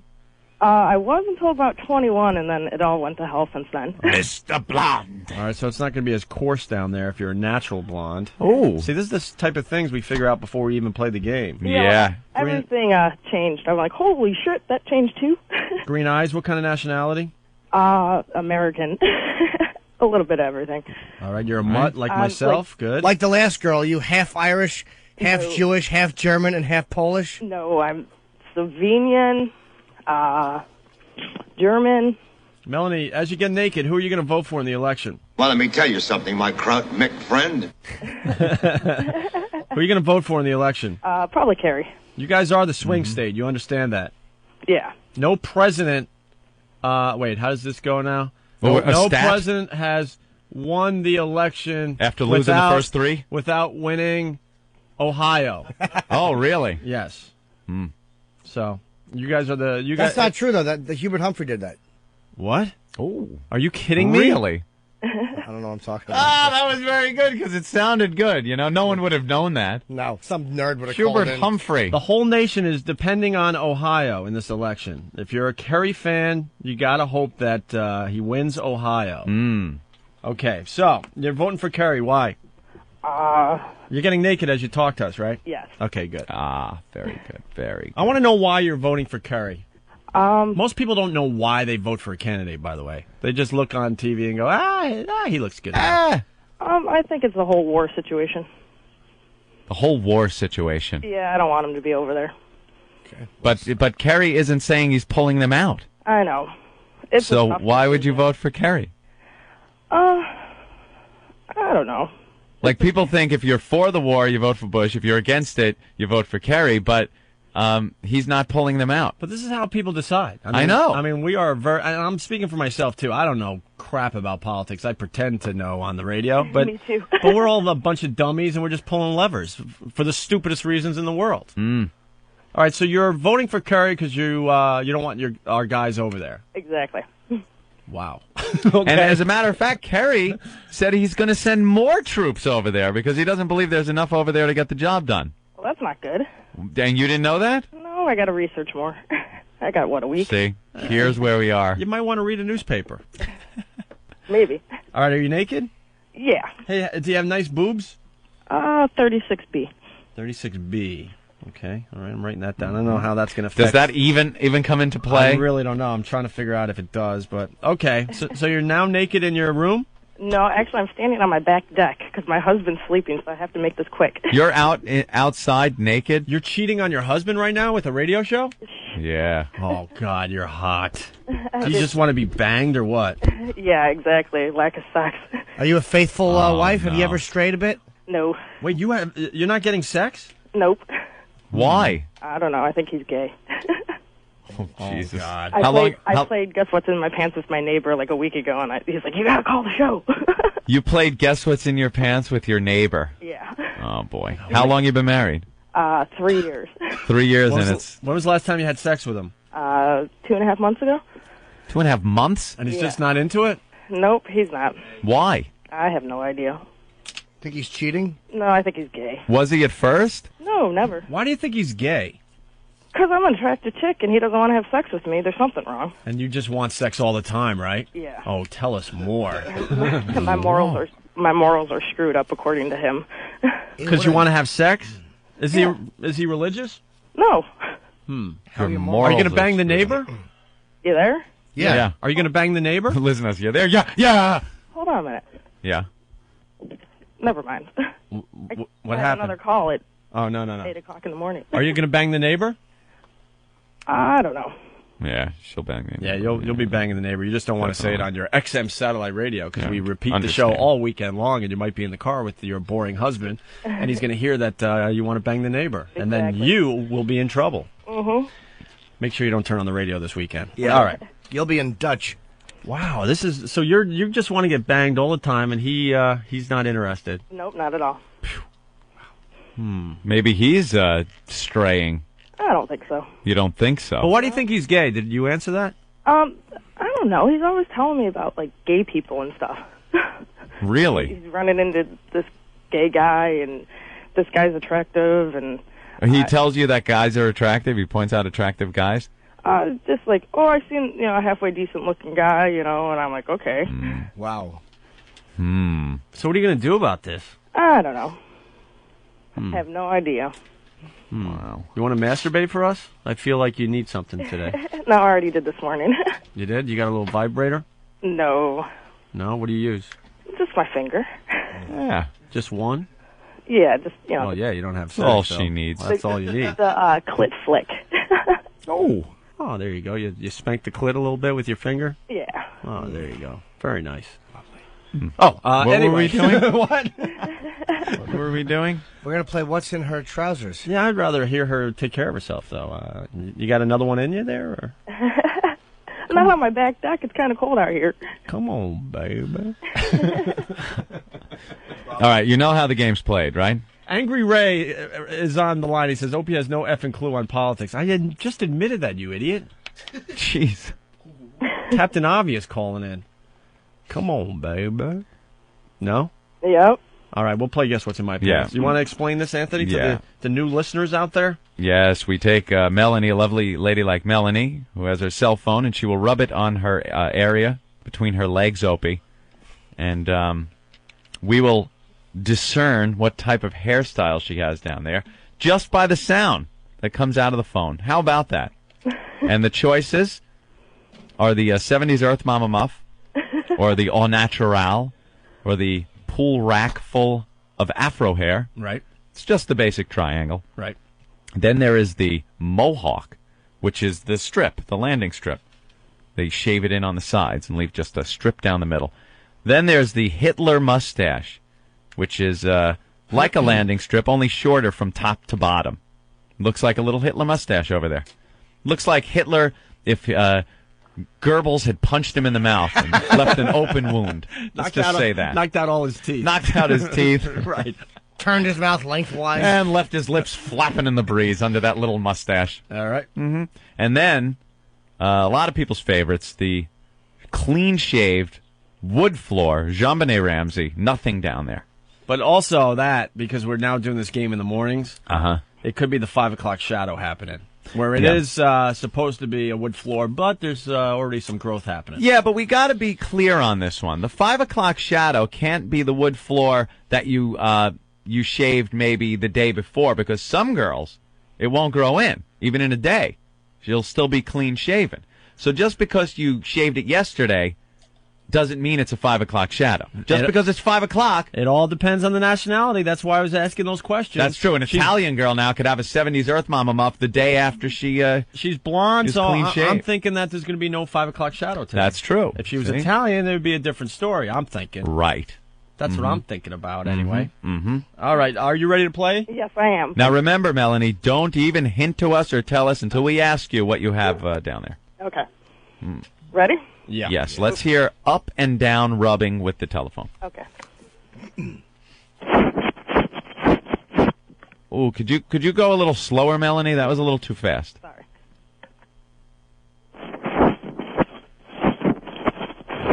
You hearing that? Oh, I'm definitely hearing that. I'm hearing something. Okay, Melanie, if you will, side to side, very slowly. Okay.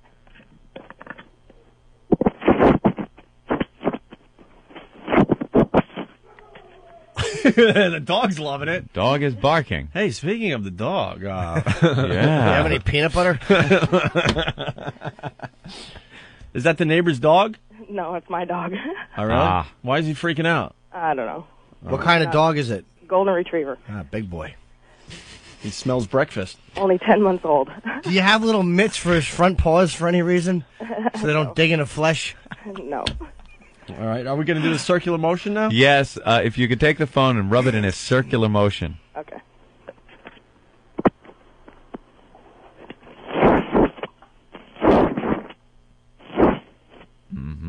Yeah. All right.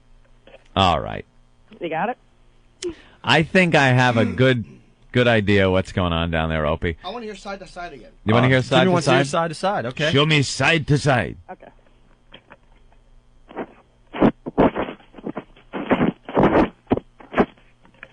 Yeah. I'm going to need an up and down also.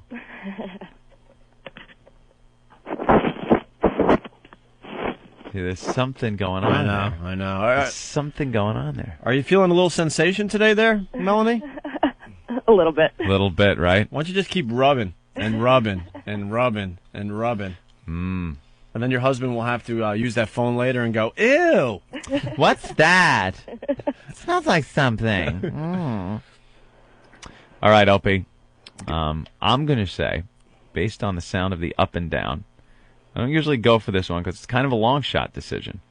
A lot of people go with the Mohawk, which is a popular one, or the 70s Earth Mama Muff or the wood floor, but I'm going to have to go with the Hitler mustache. Wow. Based on what I heard. Yeah. Really? Yeah, I'm going to go for the Hitler mustache. All right. Jim has been pretty good at this game. Jim? You know, I think I have to agree, because I heard a little bit of a difference. Yeah, there was definitely something going on, a little speed bump sound almost.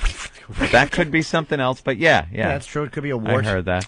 I'm going with the Führer. Yeah. I'm going to go with the lip of the Führer. I'm going natural here. Oh, you're going with the like a triangle action. Earth Mama Muff. Yeah, I think it's a triangle.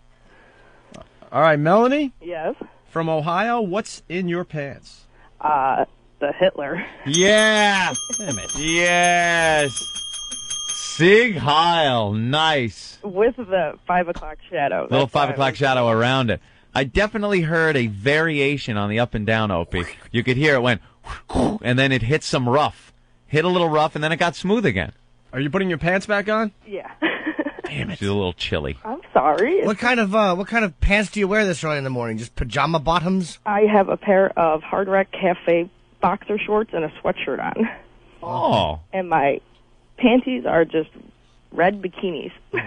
Hey, there you go. And your husband's still sleeping.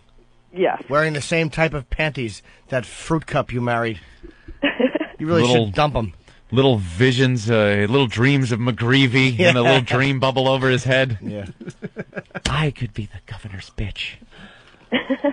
All right, Melanie. Okay, thank you, guys. Hey, next time when your husband's not home, you're going to do the real deal for us, right? Yeah. All right, you're going to spank that little clitty for us, right? Possibility. Maybe Monday morning. Why Monday morning? Because he's got to work. He doesn't work on Fridays? He's off today. Oh. And then tomorrow he goes to first shift. Is he interior design? Is that what he does? No. No? What does he do? Not a cop, is he? He works for the village where I live. The village? What does he work? What does he do? Oh, He makes our water. What? Yeah. He what? Makes our water. You're married to a cloud?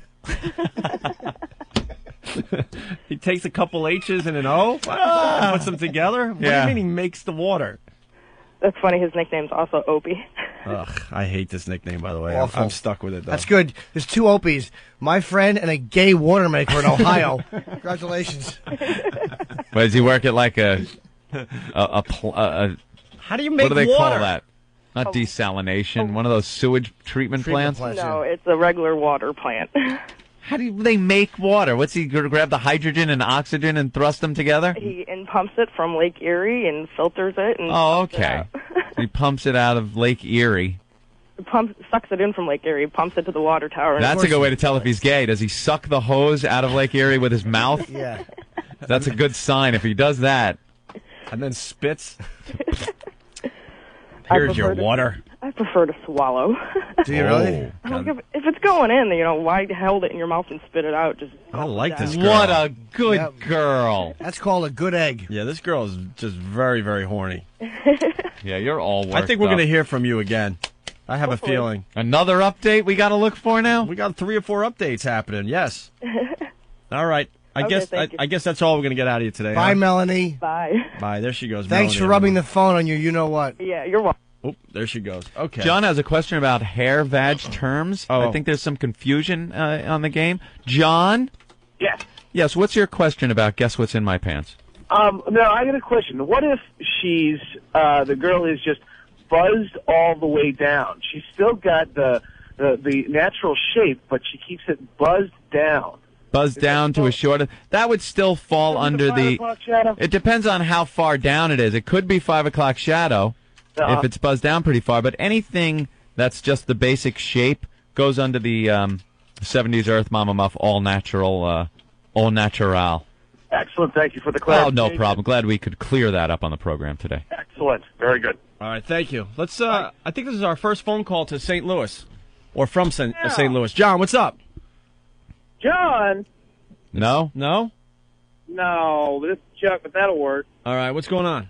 I got wild last night. I rode it in the back of my truck. I'm telling you, it works like a charm. You put the wow in your car, and the girls, if they feel like it, they'll flash it. It means whip them out whenever, basically. So That's damn-lutely. It was pretty good, except for she was pushing 60. She's in another truck. I hope you meant 60 miles an hour. I wish. No? Goddamn, I wish. Damn. Hey, here's a horn for you. yeah, goddamn. Are you from St. Louis, or you're just driving through? No, I'm from Arkansas. Go ahead and make fun of me. No, that's okay. You've had enough. We won't make fun. Goddamn Bill Clinton from Arkansas. That was bad enough for us. All right. And John, who are you voting for? I am going to vote for Bush. Kerry's a joke.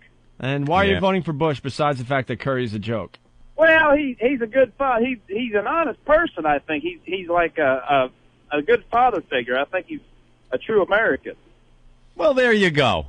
He's like Captain America, Opie. I mean, look at the comments Kerry makes about what's his name's gay daughter and all this other BS, and saying he married into the money and his wife's a bitch.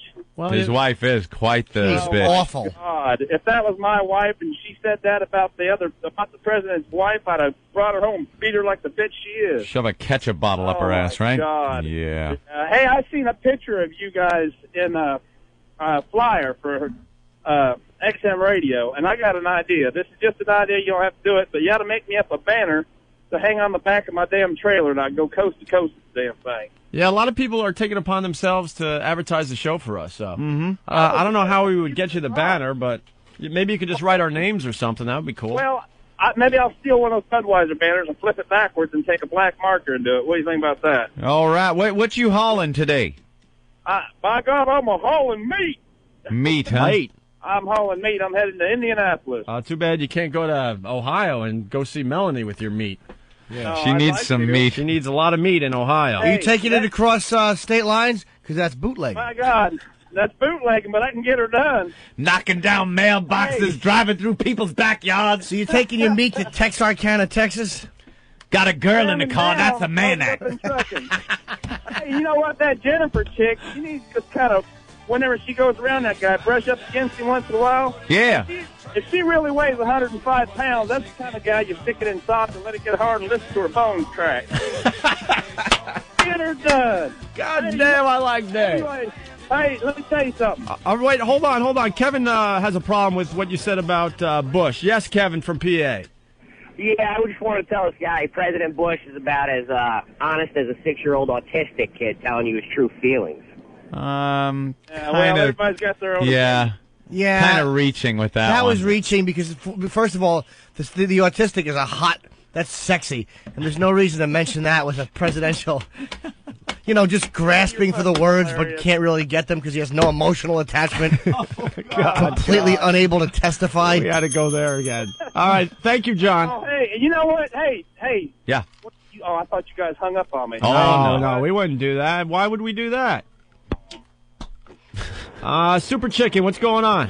Yeah, the Super Chicken. What's going on, LNA? You got the Super Chicken? Breaker, the Super Chicken. Oh, yeah. I was just going to do a little thing talking about kind of the situation with Melanie. Yeah, my stepsister, about 6 months ago, used to work in a bank with her husband. And she come home one day, got a 1-year-old son, come home one day, and the husband told her he's leaving him for another worker up at the bank. Just so happened that it turned out to be a guy. So, nothing better watch. He might be more than water out of the lakes up there. Wow. Oh, boy. He didn't try to rob a bank to get his new boyfriend a sex change, did he? Did I ever turn you down? If Angela did the right thing, you wouldn't need Leon. Ma, get out of here. Run. Wow. Very good. Bill the trucker, what's up? Oh, not much. I got a good Kerry joke for y'all. All right. You know what John Kerry and a rubber have in common? What? They both say they're essential. They both say they're effective, but they're pretty much useless because there's no feeling. And then when you get done with it, you don't know whether to flush it or throw it in the trash.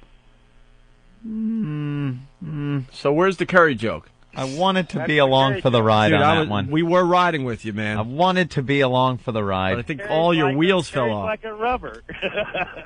You know, he's non-essential. How much crystal meth did you do today?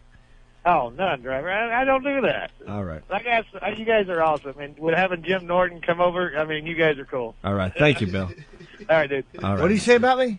That you're cool or something? Couldn't even understand. Thank you. All right. We better take... How do I... But I wanted to hear the... Opie. What? What happened? What? I thought we were going to hear my favorite... We're going to hear one of the Bush songs that we've been playing. But what about... This is the one we got yesterday. It's Bush's speech. They cut it up, and they get the lyrics from Imagine and Walk on the Wild Side today. Uh-huh. Check this out.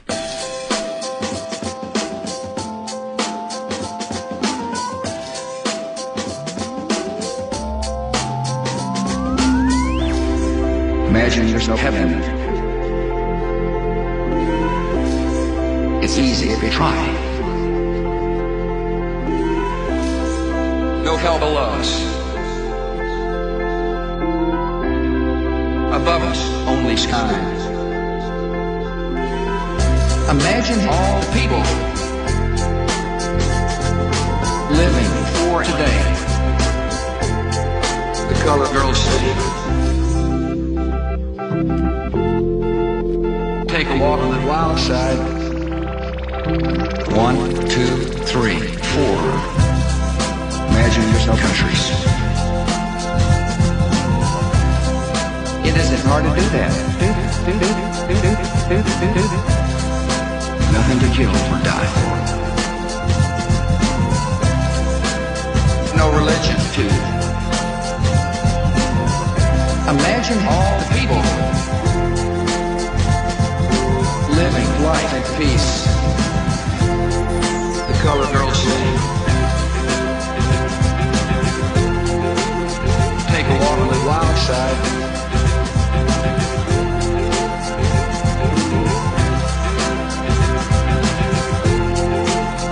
Take a walk on the wild side.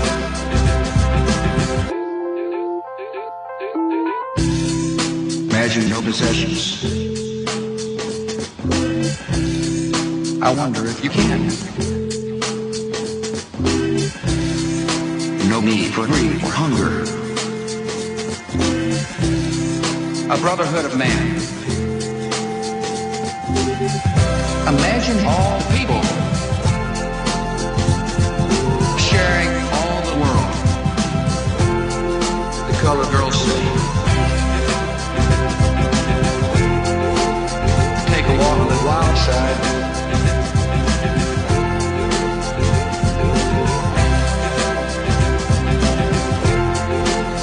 Take a walk on the wild side.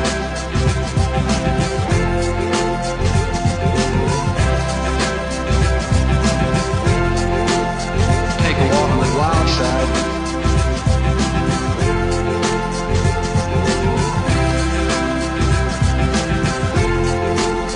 Take a walk on the wild side.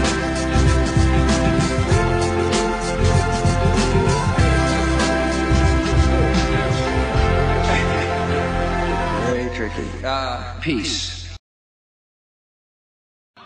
Did you just put a firecracker in my vagina? I just wanted to see what would happen. No. Get it out. Come on. What's the big deal? It'll be fun. Are you fucking crazy? What are you doing with that later? I'm coming closer. If you blow up my pussy, I'm gonna bludgeon you. Oh, stop. Relax. I'm just screwing around. Oh, my God. I'm so sorry. The Opie and Anthony Show.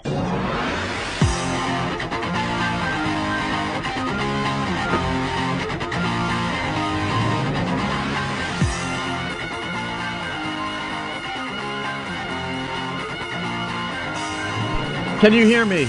Now you can hear me. Oh. Welcome back to the Opie and Anthony Show. How you doing, man? Norton is just letting them rip today. Stink bombs like I've never smelled before. Ben has left the studio. The interns have left the studio. Well, you know what he did this time? There's a goddamn gas chamber in here. What did he do this time? Jimmy was sitting down during the break, and he had one of the papers in his hand. Right. And he goes, he farts, and then goes, "Oh, Ben, what is this story here?" and points to it. So Ben came over his shoulder to look at what he was pointing at and got the full heat wafting up into his face and almost vomited. Yeah, I saw Ben gagging. Norton's out the window. Norton's jeans were like puffing out. Yeah. Oh, it The does reek hot in here. one.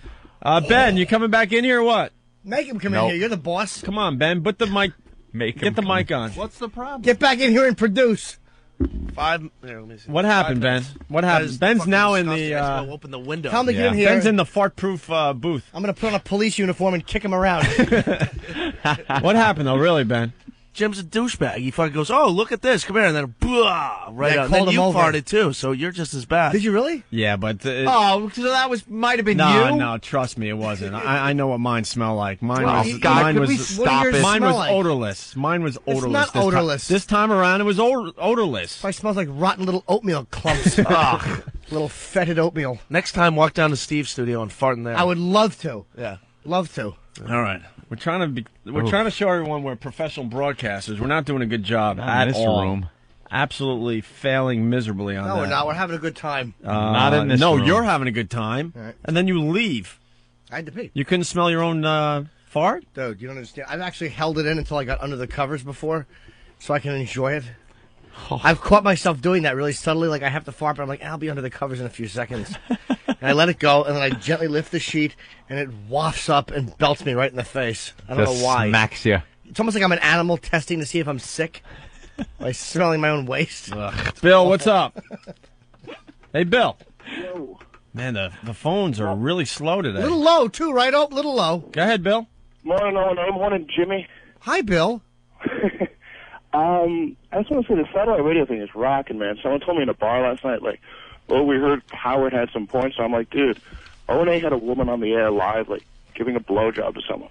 Yeah, well, Right. that's for our Sexiest State in America contest, and Ohio has let us down so far today. Although they brought us Melanie today, which Yeah. is cool. But there was a guy that was waking his wife up to have some sex, and I don't know, he hung up on us. I don't think the wife was into it. Going to be hard to beat Illinois. Yeah, Illinois is in the lead so far. But go ahead, Bill. All right, man, I got a quick story. Despite by one Norton told on the air last year with Voss, where they had a girl in between them.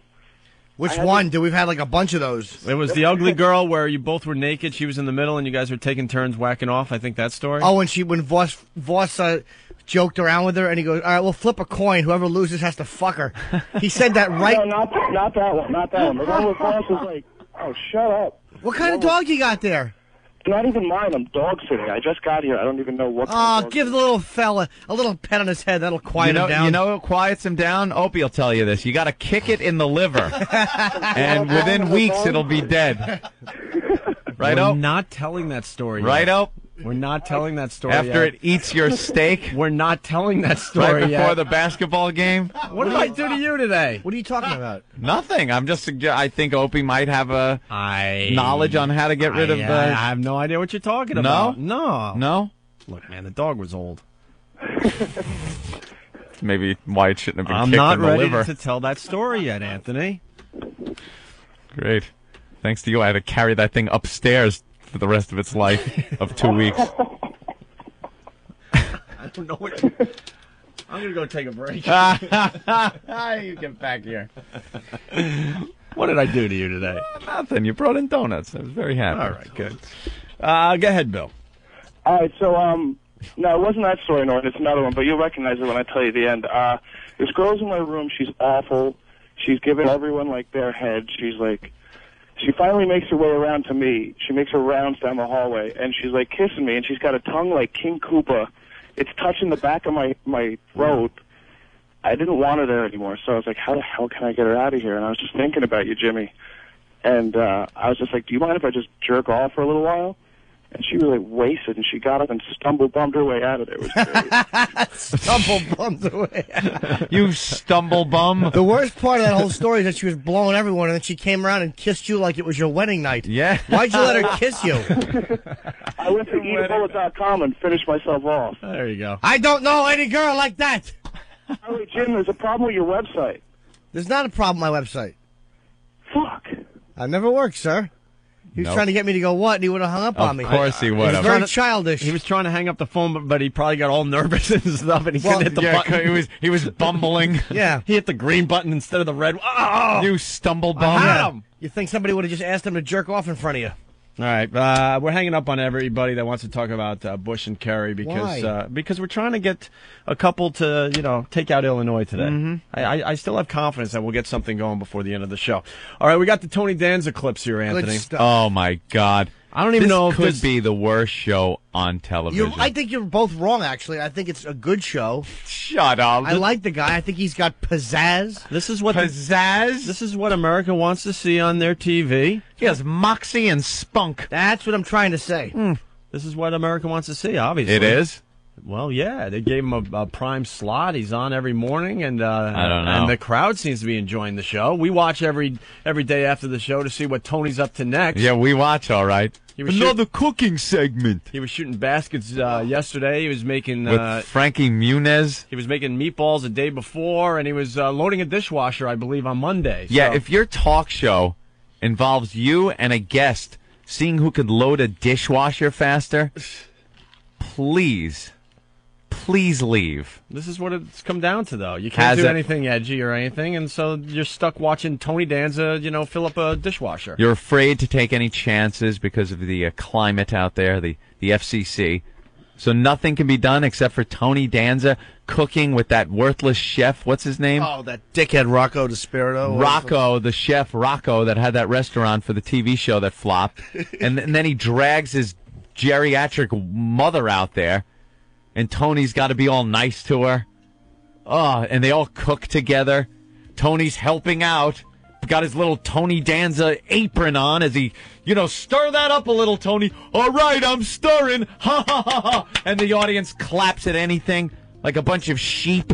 It's a good show, and I think you guys are being too harsh.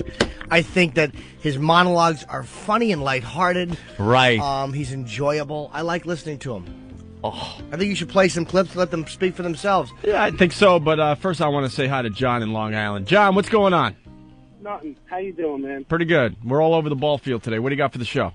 I got a recording. I was watching some porn last night, and I got a recording of this shit going down on some guy and gagging and puking, and after listening to that one yesterday, thought you guys would appreciate it. Yeah, the problem is we could play these clips all day, and we're going to listen to John's today, but we really enjoed the live thing. Much live more. is great. All right, but let's hear what John has from Long Island. I can't get my head down there just yet.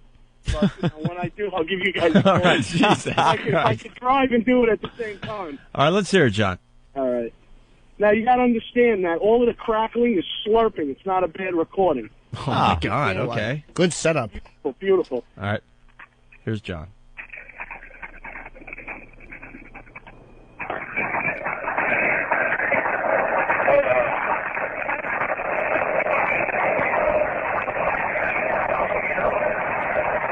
Yeah.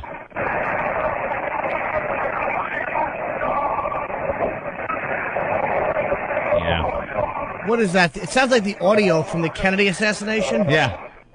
From the cop's motorcycle. As they try to count the bullets. The shots, I mean? Jeez.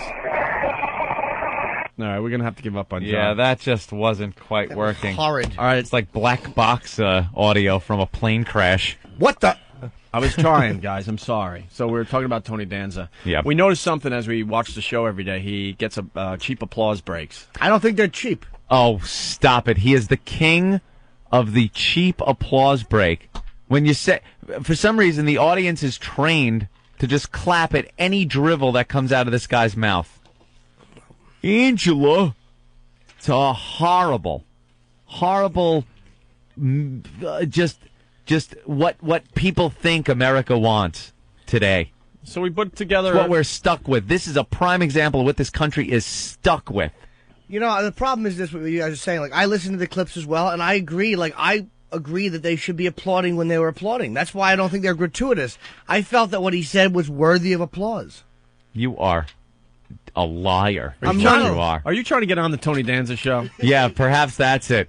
You know something? You can't If even you have trash to Tony sit there- Danza? If you have to sit there and kiss his ass because he might be able to help you out at some point in your I heard the career. applause breaks, and I felt that they were all at a time that I myself would have applauded. All right. Well, we took his monologue yesterday. Mm-hmm. And this is all from one stupid monologue. One monologue. 2, 3, and I think he has about 6 applause breaks here. Cheap applause breaks. Not even applause because it was a good joke. Just applause because he stated something. But he has personality. This guy has personality, and it comes through when he talks. Do you guys have the same manager?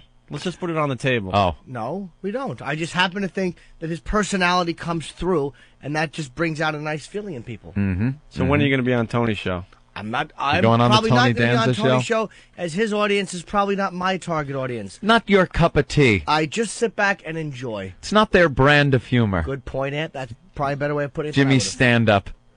All You right, see well, Jimmy going out there and doing his act in front of those rubes that he gets in that audience? Do you get it? She was pregnant, she sneezed, and then there was a lump on the floor. Where you going, folks? All right, well, here we go.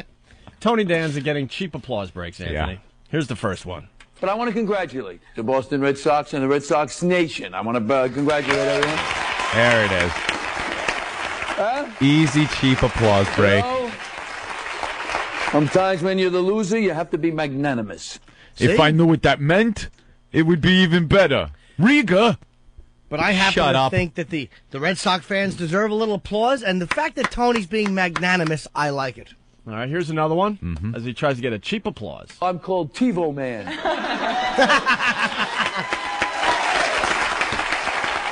Now, but anyway. He's talking about. But anyway. He's talking about how he TiVos stuff. Where's our applause thing, man? Because we could be, doing this when we're really bombing. It's like, I need a TiVo. I got to record things, so I'm TiVo Man. And they applauded that. Hey, guys, I'm eating oatmeal this morning. No, see, the oatmeal is not funny. TiVo Man was very funny. Why was TiVo Man funny? Because, the guy TiVos all the time. He's become like TiVo Man. I mean, I would laugh if I heard that. Yay. What the hell is that? That's audio from outside Fenway, it sounds like. Now, see, we need better applause. We need better applause. We need our old applause sound clip. Mm-hmm. Yeah, All the right. old one was great. Here's Tony Danza getting another cheap applause. So I got my tuxedo, and I had it in the bag and everything, and I got dressed, put on my tux, and I felt pretty good, and I went to button my coat as we were leaving. We were late. Went to button my coat. Wait. No button. No button on my tux. I'm the host. So now this is an emergency. Didn't have a black button. Right, so what are you going to do? Well, John was with me, and so I cut one off his suit. No, you didn't. Yeah. What an executive producer. So watch it. Cut a button off the suit of the producer. And he gets an applause break for that. Because we can all picture ourselves in that situation. You got a thing to go to. Oh, no, there's not a button on my suit. I'm going to smack you. Why? We really are going to smack you. All right, well. Well, I relate to Tony. He's like an everyman. There's a bunch of these. Here's another one. I sewed the button on there. Boom, boom, boom. You should have seen me. I yeah. would love to have seen that. No, my mother would have been so proud of me. So it's right down, man. I go, Oh, my God. Look, he talks about... so crazy. I'm in it. Got out. He talks about how he sewed a button. Now, I listened to the whole break. Believe me, I did my research. I had to sit through this. He talked about how his tux didn't have a button on it, so he had to sew a button on his tuxedo. And he took one from In his limo, producer. as the limo was in his limo. moving. Took one from his producer and sewed it on. And as he's right there, that clip, as he's telling people he sewed a button on himself, they break into applause. What? You know who deserves applause for saying that? Bob Dole. If Bob Dole says, I sewed a Right. button on, then you should clap. If that little surfer girl in Hawaii that got her arm bitten off by the shark, she tells a little story about how she sewed a button on her little bikini, there you go. Or if Kobe Bryant says, hey, I had a button, but it got torn off in a rape, you understand how it happens. Kobe. Yeah.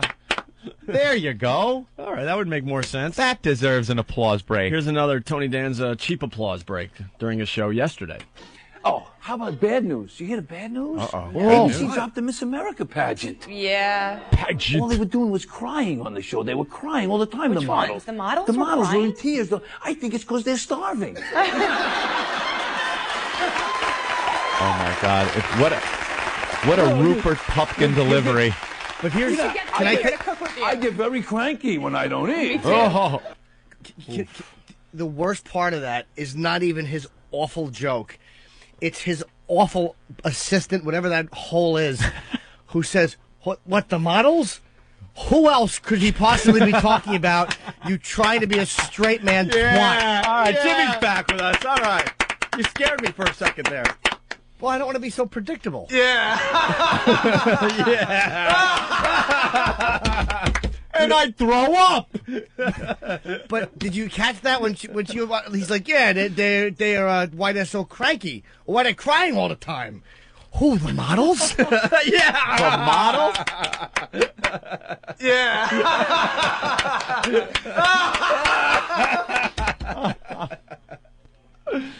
This is what they want on TV. What can I tell you? Here's another cheap applause break. Well, I go to better hotels than you. All right, he They're goes to better applauding- hotels than his hole. They're applauding hotels. Better The hotels. fact that he gets comped into better hotels. Yeah, they're applauding the fact that he gets good free stuff. What are you writing down, Steve? You're jotting vigorously. Steve? Jim was asking what the assistant's name is. Yes. It's Erica Vitrini from The Steve C, everyone. That's funny. What? I think Because they're hungry. I get cranky when I don't eat. Or how about this? You know, they're crying all the time. Who, the models? Yeah, and I'm thinking maybe because they were raped as teenagers.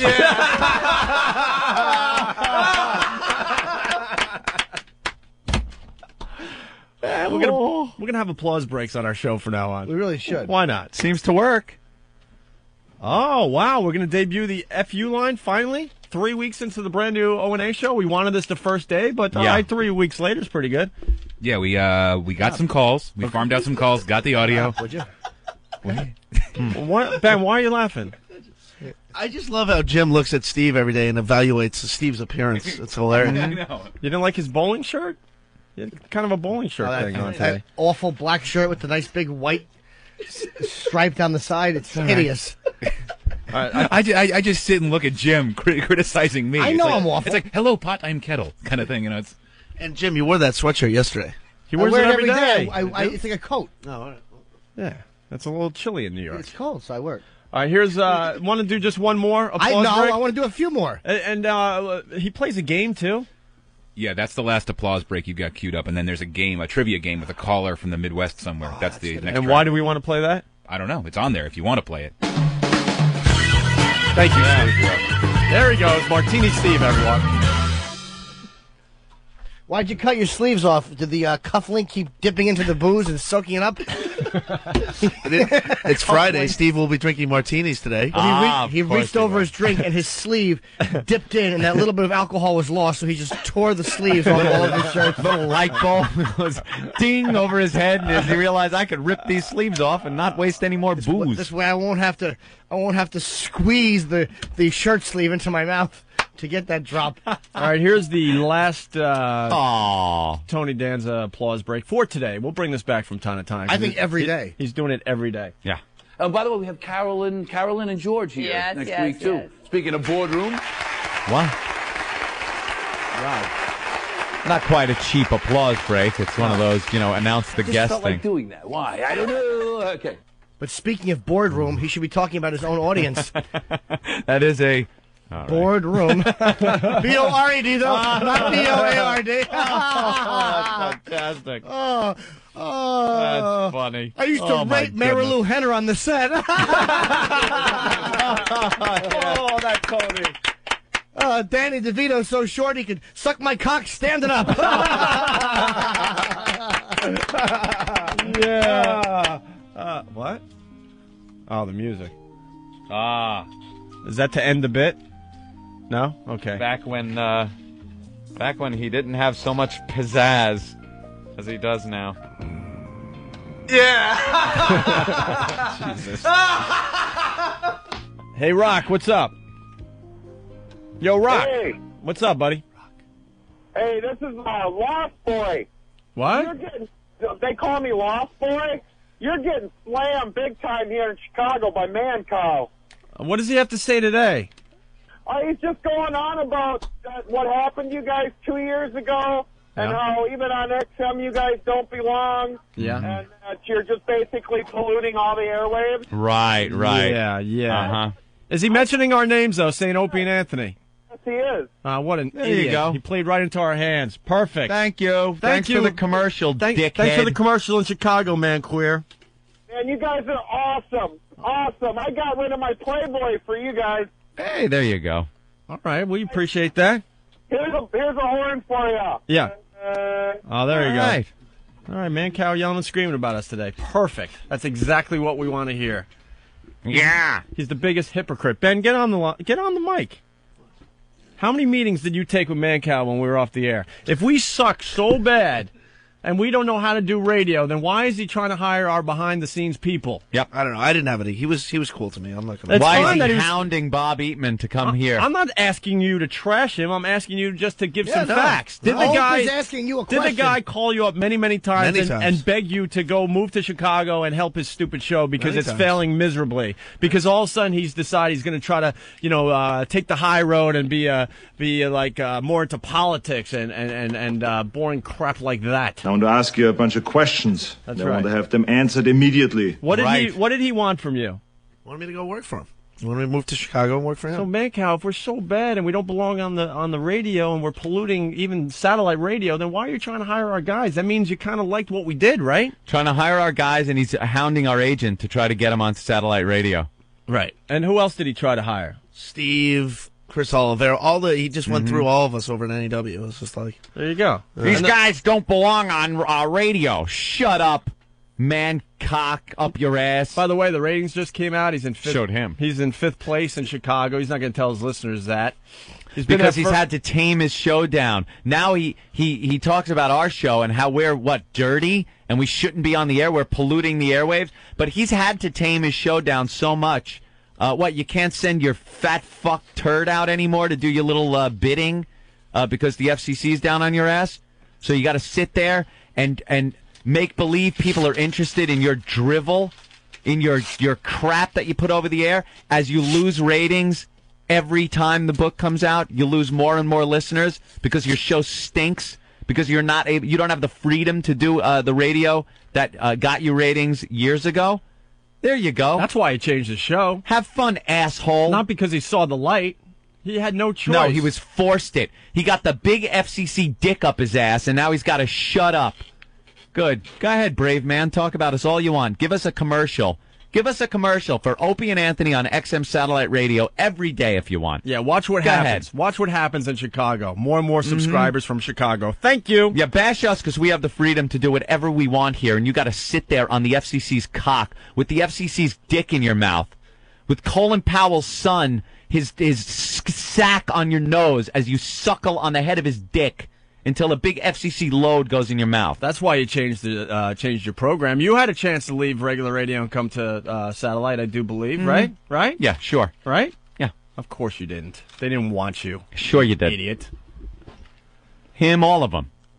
But over and over again, he was calling our guys to hire them to help his stupid show. Yep. And the ratings proved it once again. He's in fifth place. He's not going to tell his listeners that. Fifth place. Howard's in 10th place in Chicago. Good luck. Have fun. Good luck on that regular terrestrial radio as it goes down the crapper for the type of entertainment that Tony Danza's doing. Because that's what it's all going to be. I'm sure it's going to work out for you. I'm sure there'll be a spot for you on satellite radio when you fail miserably because you can't do a different show. I'm sure it'll work out. Yeah, it's already working out for you now that you've had to change your show. Oh, you'll be competing with Hannity any day now, I'm sure. Yeah, because you're just as good as Sean Hannity. Yeah. Don't you realize they put you on Fox on Fox to goof on you, you idiot? Not because you're intelligent. The guy actually bought into the fact that he thinks he's a news guy or something now. What does he even do? And all these radio guys, they do have XM satellite radio, by the way. That's the only reason he's trashing us today, because he heard us trashing him. Of course they do. Yeah, they're listening to us. Yep. I know for a fact Howard has XM satellite radio. I do. Yes, you do. I got to get that turned off because what they do, they track me with it, Robin. They can track me through the satellite radio. Hey, Howard. George Bush actually had the satellite reconfigured to track me. It's actually a Seabreeze tracking satellite that could hone in on the booze. How many hours did you spend on that topic today on your show? I'm still talking about after it. you. I'm still talking about how Bush is my enemy. Yeah. And is trying to undermine me. He wants to get you off the radio, right? That's why I'm going to satellite radio in, 2010? When do I go? I think when you turn like 55 years old, something like that. When I get on satellite, we will all be wearing Mylar suits, and we will be in outer space, Robin. And we will have flying cars. I'll have a flying limo that'll take me to work every morning. I have my flying Escalade that I drive out to the Hamptons in. I thought you had the hoo-hoo copter. I have the Howie copter. Every weekend when I wing out to the Hamptons, I take the Howie copter. And when it lands, it sounds like this. And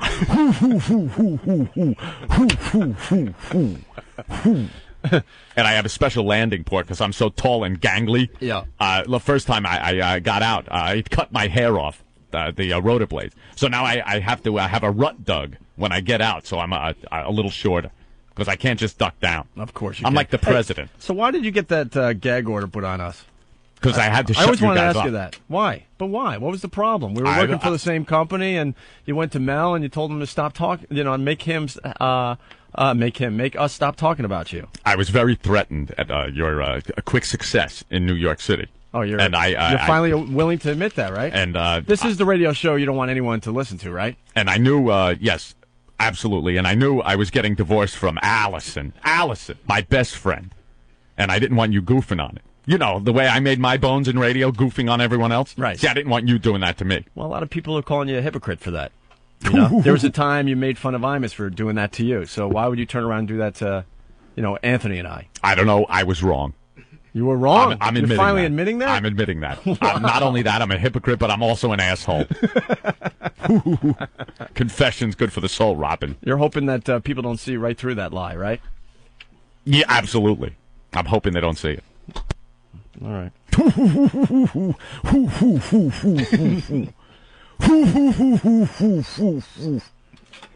Well, there you have it. And I didn't want you talking about my daughter, so I had to gag you. Oh, she's got really big, fat Jewish tits. You got big cans, honey. Who are you? Oh, my daughter. Holy shit. Well, I can't say that. And trust me, he will not try to shut us up. Jackie, wouldn't you like to get a Bronski from her? Let me oh, wait, it's my daughter. Holy shit. Can we throw bologna on her ass? It's big enough. Please? Can we throw bologna on your daughter's Jewish ass? That's a big target. I'd hit that one. Hey, let's rate her with the laser pointer. To rate Howard's daughter.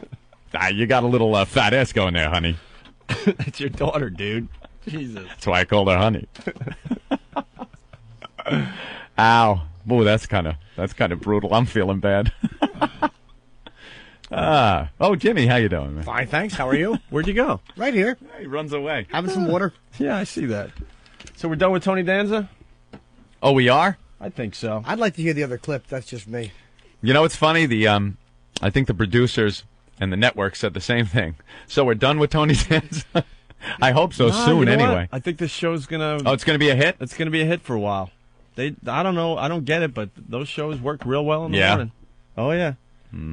All right. You want to just take a Black Earl? Why is he calling? Just thought we'd get some feedback about baseball from Earl. Earl? Oh, Earl, a very big Yankee fan. What's up, Earl? What's up, bro? How about those Yankees, huh? Oh, we stunk up the joint. What are you going to tell? The worst collapse in Major League Baseball history. Well, I don't know about that, but... Why? Yeah, it is, Earl. Earl, it absolutely is the worst collapse in baseball history. I'm not saying it's not one of the worst. Is it the worst? It is the worst. It's never been done. It's history making. They're going to be talking about the only time it's ever happened, and guess what? It's going to say New York Yankees. Right. I'm telling you, I think this was worse than Bill Buckner. No. In the overall Wow. scheme of Wait things, a minute. I think. Okay, hold on. I think this is worse than the ball going through Bill Buckner's leg. No. No, you know why? That was a single moment that can be shown over and over again. Yeah. This wasn't any single moment. This was the whole series, and the last 4 games. And anyway. it wasn't a World Series. No, it wasn't a World Series. We're This talking is about right. A lot we're of talking people about are- the greatest choke in You're- sports history. you're right, but I'm this- telling you, this could be worse than Bill Buckner. No, it's not. Dude, you guys were up 3-0 and you blew it. Listen, it's a horrible choke. It's a horrible. We're not talking about Right. one play. I'll We're tell you talking the about a horrible- sporting event in general. But it's not. It's a horrible choke. But it doesn't have the implications because Right. first of all, this You're Yankee right. team has won World Series before, and it sucks. You're And, right. okay, it stinks. But Buckner was on a team that hadn't won since 1918, and it was right there. And it's just one of those. It's a one. They moment had thing. it won. They had it won. It's a Right. one moment thing. I don't. There's 50 moments on this dumb you Yankee also got to team. remember, the Red Sox in games 6 and 7 of that series had 3-run leads and blew them both late. Mm-hmm. I still. They I think won this the is games, a though. worse collapse. No, they though. lost both games.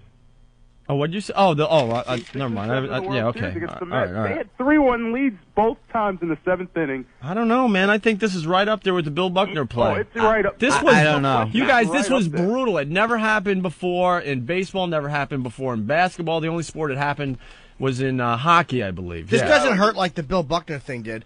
This Right. sucks. But I mean, like, we won in 2098. I mean, it's like it stinks, but at least you have that. With Buckner, there was like that was the one moment in this empty field of no championships. Right. And I'm not even shitting on the Red Sox by saying that. I'm just saying that's why that's a bigger moment. Yeah, the Buckner thing is a bigger moment. This was one of the biggest chokes, one of the biggest collapses in baseball history, but that Buckner moment is just classic. As a Yankee fan, this one doesn't even bother me as bad as the 2001 World Series. That to me, because those 3 comeback wins at the stadium with the ninth inning 2-out home runs. This And it was the hurts- World Series. This that wasn't hurts the more. World Series, Yeah. so. No, I'm dating myself, but I remember when I was 11. It's the only one you are dating, you jackass. But I Dating remember I yourself was every 11. night. No, when they blew it to the Dodgers, that was horrible because they lost that game 9-3, and I had to see Fat Tom Lasorda run under the field at Yankee Stadium, hugging and kissing everybody. What was that, 79? 81. All right. All right. But that to me that was worse because I cannot stand Lasorda. But it's right up there. This is a bad one. It's a real bad one. Earl's been in mourning. It's Yeah. a real bad one. So. But one thing about the Yankees, though, they come back. We will be back. Well, Steinbrenner will make changes. Hopefully, he'll dump. As a matter of fact, I wonder if there's a Well, it's funny you would say that, Jim. Look at you, the Oh. Segmeister. And the New York Post today here in New York, there's the top 10 things the boss will do in the off season, Anthony. Mm-hmm. This is the worst. Yeah. You need the, oh, man. You need the, look. No, 'cause they made a top need 10 list the- of yeah, things. Yeah, okay. Because these are so funny. But I only have the one. That's the only one we need. We'll fill in the blanks. I mean, this guy who writes for the Post, he's a comedian. Steve Serby? I think he's going to be at the Comedy Cellar this weekend. He's huh? a funny dude, man. Top 10 things the boss will do in the off season. Start with 10. Okay, listen for the humor. Number 10, buy the Red Sox. If you can't beat them, join them. Yeah.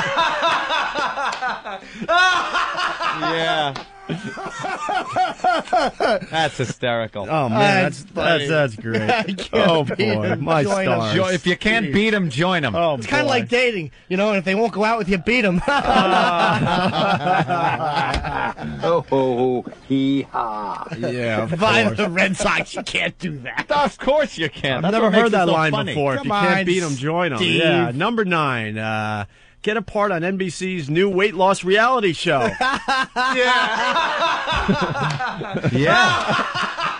Yeah. You know what was another great weight loss show? Philadelphia.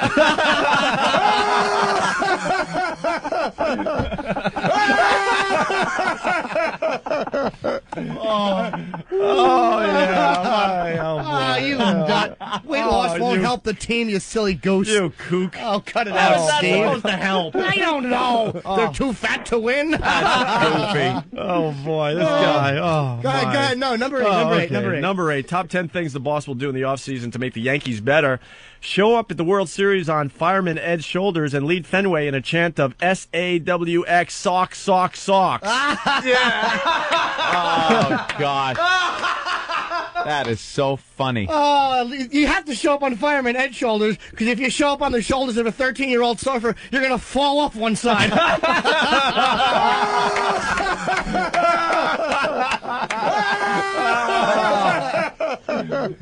Chance sulks until you get shot in the eye by a cop. Oh gosh! Oh gosh! Those cops up there are incorrigible. Oh, boy. Incorrigible. I know you're happy. Have a pellet in the eye, whore. Oh, we need this guy to write for our radio show. Good gravy. Steve, you're a nut. Jeez. Number 7, join the hunt for Osama bin Laden and take Cashman with you. Over to Afghanistan, right? Oh, boy. Oh my. Let's catch funny. our breath here. Or maybe, Wow. or These maybe, are some real rib ticklers. Or maybe have Pedro and Kurt Schilling kidnapped by Tawhid and Jihad and have their heads cut off on video. Jiminy Cricket. Yeah. Oh, that boy. little Middle East tie-in. This guy is a kook. man. He's a scream. Oh, Steve, you're a panic. Number 6. We're only to number 6? Oh, many more. Plan a photographer to catch you dirty dancing with Jenna Bush. Oh, God. He brought in the politics into it because it's the election's coming up. What? And she's been a little bit of a nut, kind of like, when she's been out and about. Yeah. Yeah. Wow, that one was what? That was good. He's hysterical. Top 10 things the boss will do in the offseason to make the New York Yankees better. Number 5, at least 1,918 times a day, ask your sons, who's your daddy? Oh, that's funny. That is good. Wow. And maybe the sons will say, how do you know who your daddy is? 'Cause your mama told you so? Yeah. Who's your daddy? Ask your great. kids that. And then all the Puerto Rican kids will go, we have no idea. Yeah, of course. Oh, that is great. I love this guy. He's so funny. I love this guy. Top 10 things the boss will do in the offseason to make the New York Yankees better. Number 4, to change the culture of joylessness around the club, film a celebration video with Terrell Owens. Oh, because he always jumps around when he wins. That's pretty funny. That's not bad. I think that's pretty funny. You guys didn't like that one, but I think that's pretty funny. Yeah. He celebrates. What? When he wins. Like when Terrell Owens scores like a touchdown, he kind of celebrates, and that picks up the mood. Hey, man, that one wasn't funny. So I we thought can it do was that? pretty good. So 1 out of 10, I disagree. I think we don't have a sense of humor, Opie, because I didn't find it funny either, but obviously it's got to be funny. I know. Because the rest of these are just a scream. A celebration video. Kind of a celebration. Did he actually hand this in to his boss and say, hey, I want to print this? Dude, you can't stop now. There's 3 more. All right, number 3. Steve Serby. This is how the boss is going to make the Yankees better in the offseason. Oh, 10 number reasons. 3, we're almost done. No, wish it was 20. Oh, Send out a memo demanding that all employees from Joe Torre on down, you ready for this? yeah. Grow their hair like Johnny Damon in time for spring training. That's funny. Unless, of course, one of them has cancer, then he won't be able to.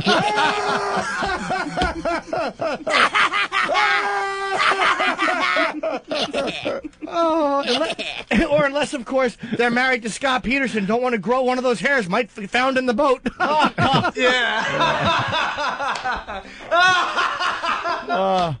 Wouldn't it be really funny if he said grow their hair like Christopher Reeve? Because he didn't, No, they'll just grow this little headphone thing on their head. Oh, my God. All right. Like a bunch of pieces of waxed fruit with Yankee hats. Number 2. Wow. Oh, boy. Do we have to do more? Come on, you can't leave people hanging. All right, number 2. People are going to call up and say they almost drove off the side of the road when they heard this one. Top 10 things the boss will do in the offseason to make the New York Yankees better. Yeah. Number 2? Oh, brother. Make an appearance on The Apprentice and ask pal Donald Trump to fire you! Yeah, you're fired. Oh, that's funny. That's right. You take pop culture, a popular television Yeah, show, yeah. and you bring it in. Mm-hmm. Like, good thing this wasn't in the early 80s. He would have said, you call your friend Hawkeye Pierce and tell him to operate on a 5-year-old Korean who's had shrapnel in their stomach. Whatever TV show is popular, that works with. Oh, boy. Why don't you use, you're the weakest link. Goodbye. Oh, that's a good one, too. I love a catchphrase on a show. Yankee fans can end their sorrow by putting their face through a windshield like Billy Martin. Yeah. Of course they could. Oh, Yankee reference. Or maybe, if you want to put a smile on your face, fly your own plane back from Canton. Or catch a disease that they're going to name after you.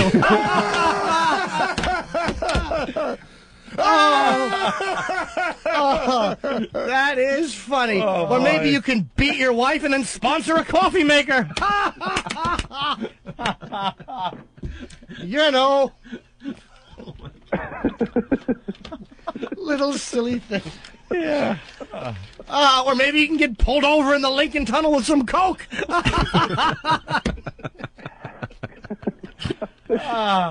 All right, the number one thing the boss will do in the offseason to make the New York Yankees better. Are you guys ready?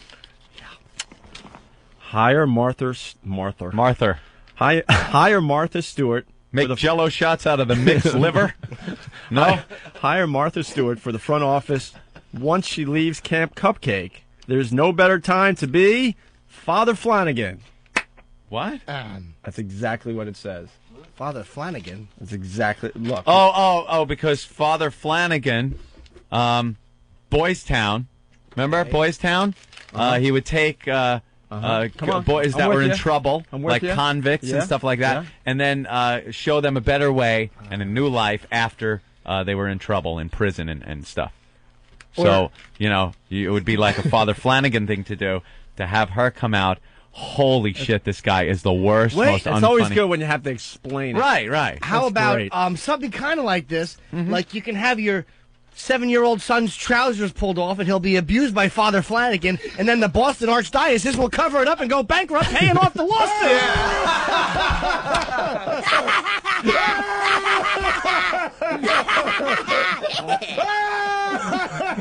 I can't believe you pulled that one off. This guy's a scream. Brilliant. I give you props what a today, my scream. friend. I didn't think you were going to pull that one out. Nice. Oh. All right, well. Oh, I'm just laughing. Steve Serby, get your post subscriptions now. That guy is a hoot. That wasn't even buried. That was right there on the So what's it going to be at the Hammerstein? You, the Steve Serby, Voss. Yeah. It's called The Passion of Serby. It's going to be the Opie and Anthony guys are hosting. What's that, the 13th? Get your tickets now, Ticketmaster. Rich Voss, myself, Jim Brewer. And then Steve Serby is going to come out and read his top 10 lists. And he's got a bevy of them. Oh, it's a scream. Hey, Phil, what's up? Yeah, any way of getting rid of that canned laugh of yours? It's retarded after a while. Yeah.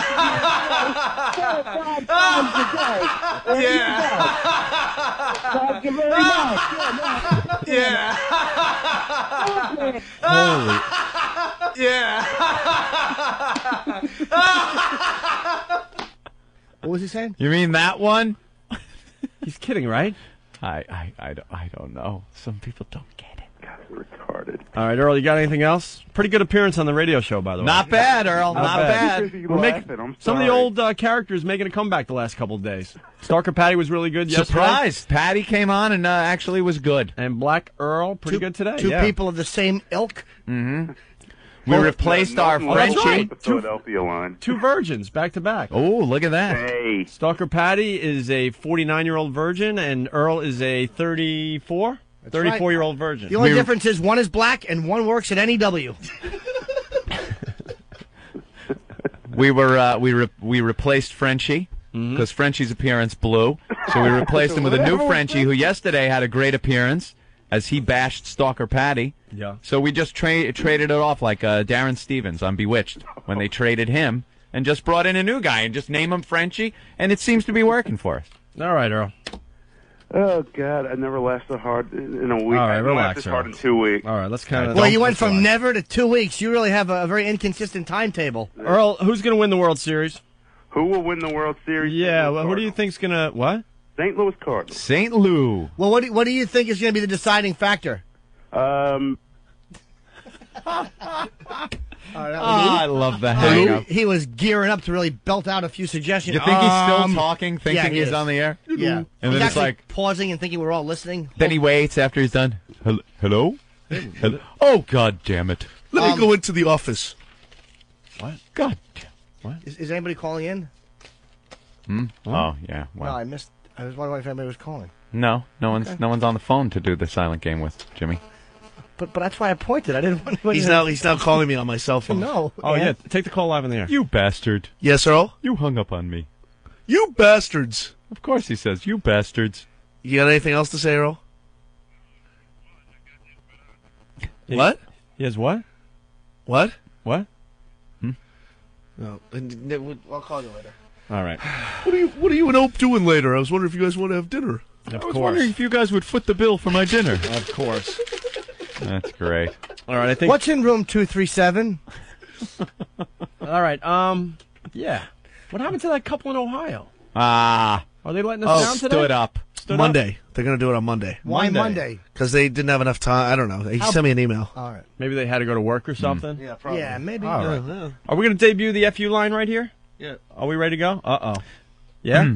Can we do it? We're going to do it coming back from break. Coming back from break. I like that. Leads right back into the program. Yeah. All right. Then we'll do that in a minute here. Get it to the balls, you faggot. I just wanted to give a big fuck you to my boss for making me drive all the way out to the ass end of Long Island just to pick up my paycheck. Go fuck yourself. Fuck you to XM who still can't get the fuck you line right. It plays a test message and then says goodbye without giving you a chance to place a fucking voicemail. Fucking retards that run that goddamn service for you. Call the Opie and Anthony FU line at 866-FU line 1. 866-FU line 1. Fuck you.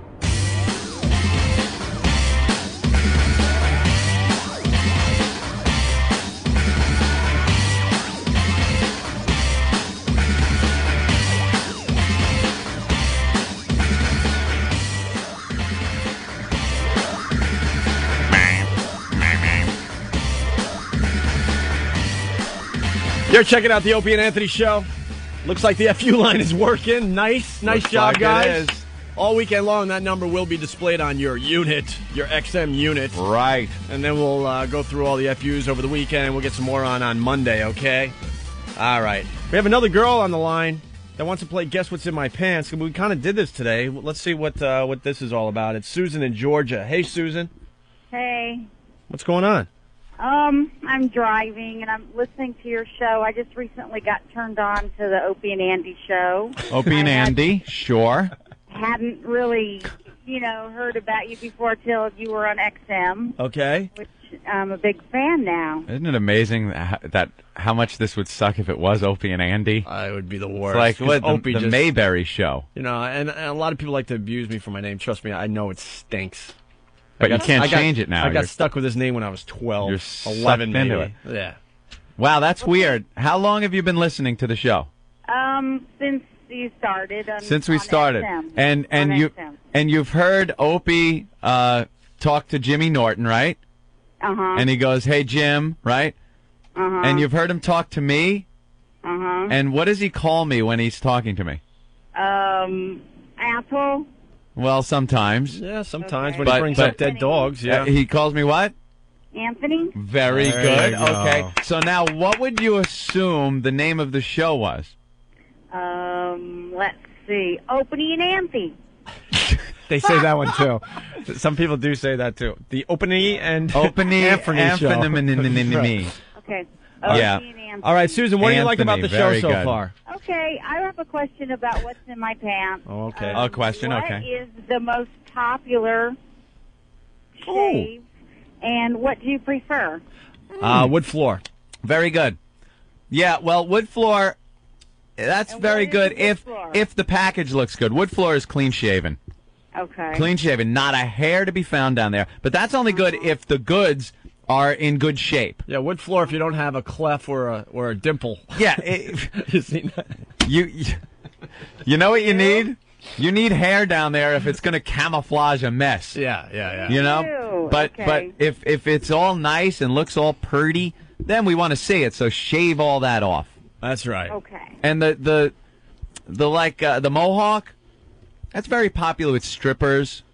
I think a lot of girls do it during the summer. They don't want bikini line. They don't want that hair hanging out of the side. So I think the most popular one is the mohawk because a lot of girls kind of shave it down the side. Okay. But wood floor, close second. That's my favorite. Okay. And Susan, what do you got? What do I got? Oh, I don't know what you would call it. I guess. Mess. Yeah. A penis. Beirut. Does it look like you're making Jiffy Pop popcorn in your panties? I personally don't like hair. As little hair as possible. So what, did you shave it? Wood floor. Oh, you're a there wood you go. floor. All right, you're happening. Somehow it doesn't sound hot, though. Huh? No. What, can we ask what you look like? Not to be creepy, but we always like to ask the gals that call in. Yeah, so we have a mental image. How fat are you? What do I look like? Yeah. Okay. I'm athletic. I ride horses every day. Oh, boy. Big thighs. Yep. 120 pounds. Okay. And, what can I say? I'm hot. All right. 5'2", 120, she said? Yeah. I like that. Sir. You ever see the horse gag video? No. Would you like to see it? Quite a treat. No. You ever hook up something like a, I can't think of the word. I forget it. Good one, Jim. I just crapped out in the middle. A sling. Good. That's exactly what I needed. Bumbled it. Well, thank you, Susan. You're welcome. Hey, Susan? Yes. Do you ever hook up a sling for the horse to kind of be balanced in? Oh, I thought you were doing the other thing. I hung up on her. No, I was asking her. If she Oh, ever... man. See, you got to give me signals. Oh, it's all right. It happens. A little miscommunication. No You set harm, her no up- foul. You set her up perfectly, and I thought I would help you out there. Jason from Orlando. What's up, Jason? What up, guys? How Hi, are you? Jace. Just chilling. I just turned y'all on yesterday, and y'all are pretty fucked up, man. I dig this show. Yeah. All right. Yeah, I used to listen to the Monsters, and I was like, what the hell? I heard about y'all guys, and never heard y'all before, but heard about you. I guess y'all were from New York, and y'all got fired for y'all had somebody fuck somebody in a church. Well, that's pretty good. You pretty much have the facts down. Is that what it was? It's like we got a little bit of a reputation out there. Yeah, that's what happened. Some people say that happened, sure. Even down there in the Disney capital of Florida. I dig your show, man. Y'all are pretty funny. Hey, are the Monsters, are the middays still on? Yeah, they're still on. I'm not going to listen to them no more. Of course, this show is way more fucked up than theirs. Theirs is just one big commercial after another. There you go. They don't really hear many commercials on our show. No, none at all. And y'all don't really promote gigs, and all they do is promote gig after gig after gig, and their show gets kind of dull. This shit's fucked up. I was listening to that. I guess that guy was calling them to the bar. Right. That shit was funny. Two bar. I heard that on Howard Stern a long time ago, and they used all the bleeps. Yeah. They went out, but man, Well, Howard will be able to play that same bit in about 15 months without the bleep. So.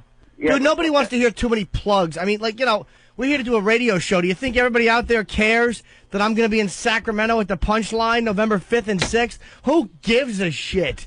So why say it, right? That's, me at the Punchline in Sacramento November 5th and 6th. There's so many more important things to talk about. Like eatabullet.com? No, I don't care about eatabullet.com. I figure if I pay $2, I want to fucking laugh. I don't give a fuck where you're going to be tomorrow. Good point, fella. All right, Jason, spread the virus for us, okay? Hey, do me one favor. What, Cuddles? Why don't you get some whore into your studio and have her shit on a plate and put it in the microwave and put that on the air? I want shit like that, dude. I want some fucked up shit. I think we might take that. All right. The only problem and is run with it. we don't have a microwave in here, but the shitting on the plate we could probably arrange.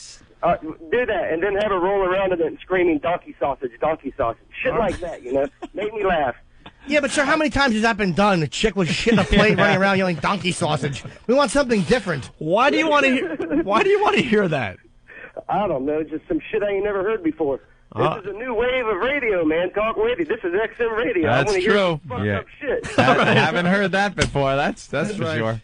All right, people, man. Peace out. Do your show. Make me laugh, man. All right, I like you, Jason. You're all right. You call back anytime. All right, dude. Thanks. Bye, fella. Ben, write that down. We need to get a girl in here to shit on a plate, and then we're going to put it in a microwave. And we need a She's got microwave. to roll in it to yell donkey sausage. Run around yelling donkey sausage.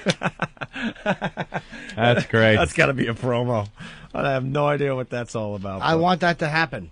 Opie and Anthony's Hot Teen News. Really? Another hot teen news story today. We are really trying to get away from this bit for a while and rest it, but Yeah. every freaking day in the paper there's another teen story, Anthony. Well, the papers understand how hot teen news is, Opie. And we're trying to filter through all these stories and only give you the best ones, and we got to do the hot teen news again today. Hot teen news. FBI web sting bags Brooklyn perv with lewd list. Uh-oh. A Brooklyn man was busted yesterday for using the popular Craigslist website. Oh, that's one of Jimmy's favorites. Yeah, we're going to have to talk about Craigslist in a minute. Yeah. To entice underage girls to have sex with him, authorities said.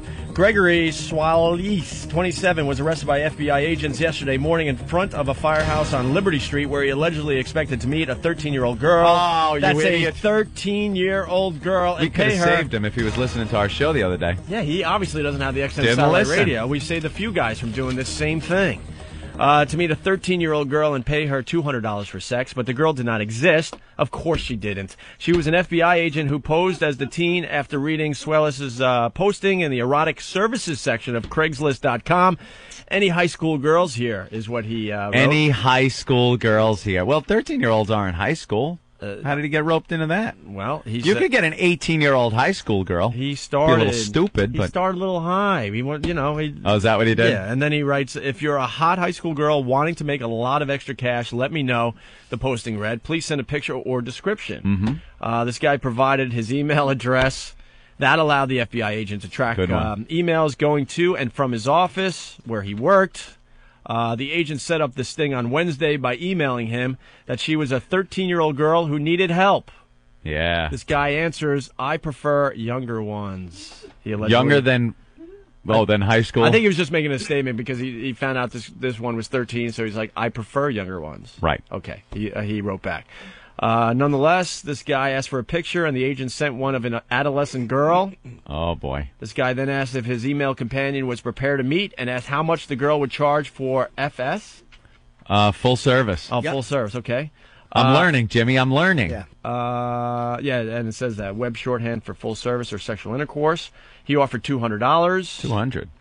$200. He also asked whether the agent knew any other high school girls who would be willing to engage in sexual intercourse with him. He was charged with soliciting sex from a minor. Once again. I understand these guys, they deserve what they get. But doesn't it seem a little bit like entrapment? If the girl is kind of saying she's 13, well, no. He originally he was asking for a high school girl. Right. So that's the legal age, right? What's Yeah. the legal age in New York? Where's our 18. website? Is it 18? 18. No, it is 18, but it's 18. And it's odd that, if there was never a 13-year-old girl involved. Yeah. There really wasn't. They're portraying it as if she was 13, but there's no real 13-year-old, so how can you then charge him with it if he was talking to somebody that isn't even 13? I think that's probably the defense that all these guys jump on, all their lawyers jump on and stuff.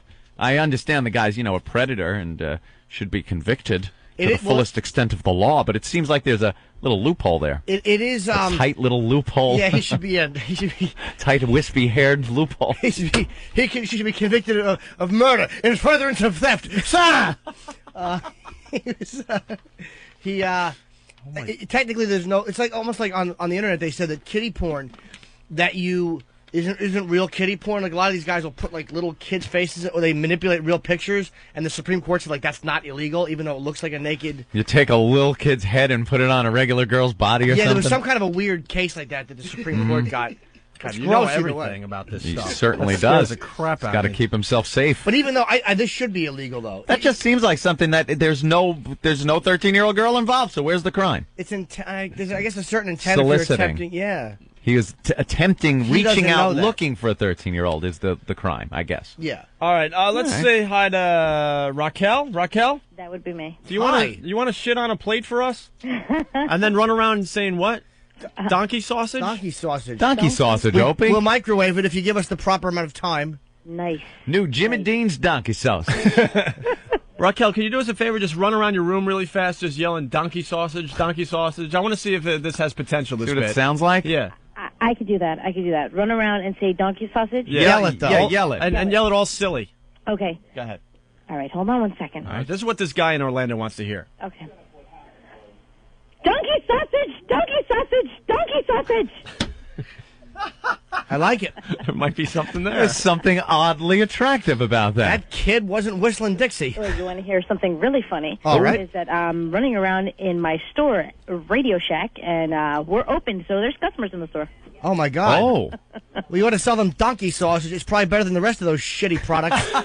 Everything I ever bought from Radio Shack broke. At least the donkey sausage you can put on your chest and whack off under a glass table with. Yeah, I'm not a big fan of the Radio Shack myself. Stinks. Oh, boy. I really am not. Let me cross that potential client off the list. Radio Shack, we've got answers. The question is, why does everything you sell suck? You've got questions? That was. You make some what? real bad decisions about the merchandise you sell. Wait, that doesn't. I could get a Dell every Radio computer, but Shack. I want a Tandy 80. For me, you may have questions. I don't always have the goddamn answer. That's a good point. Ah, that's a good Do you work at a slogan. Radio Shack in New York? No, in Jersey. Oh, all right. I grew up in Jersey. So There's a little Radio Shack in Jersey. You know what? Not all the Radio Shacks in Jersey are bad. No? So you come into mine, you actually get a good time. Yeah. That's right. Because I've got you guys pumping in the background, you know. Wow. So how many XM radios have you sold out of Radio Shack? Well, we don't have XM yet. Yeah, no but, shit. I know, you guys sell the little doggy units. Yeah, No the shit. crap Howard Stern is on. Well, not yet, honey. Not yet. You made a great decision, sure. Hey, did you see that terrible commercial on the game last night for the other company with the dog in the backseat of the car? Horrid. No. What was it? For serious? What was the commercial? There's a dog riding in the back of the car driving around New York. Wow, that's pretty cool. Like I was watching a ball game last night. Like I cared about watching baseball last night. Well, Ben, what'd the little doggy do? I don't know. He's just barking and.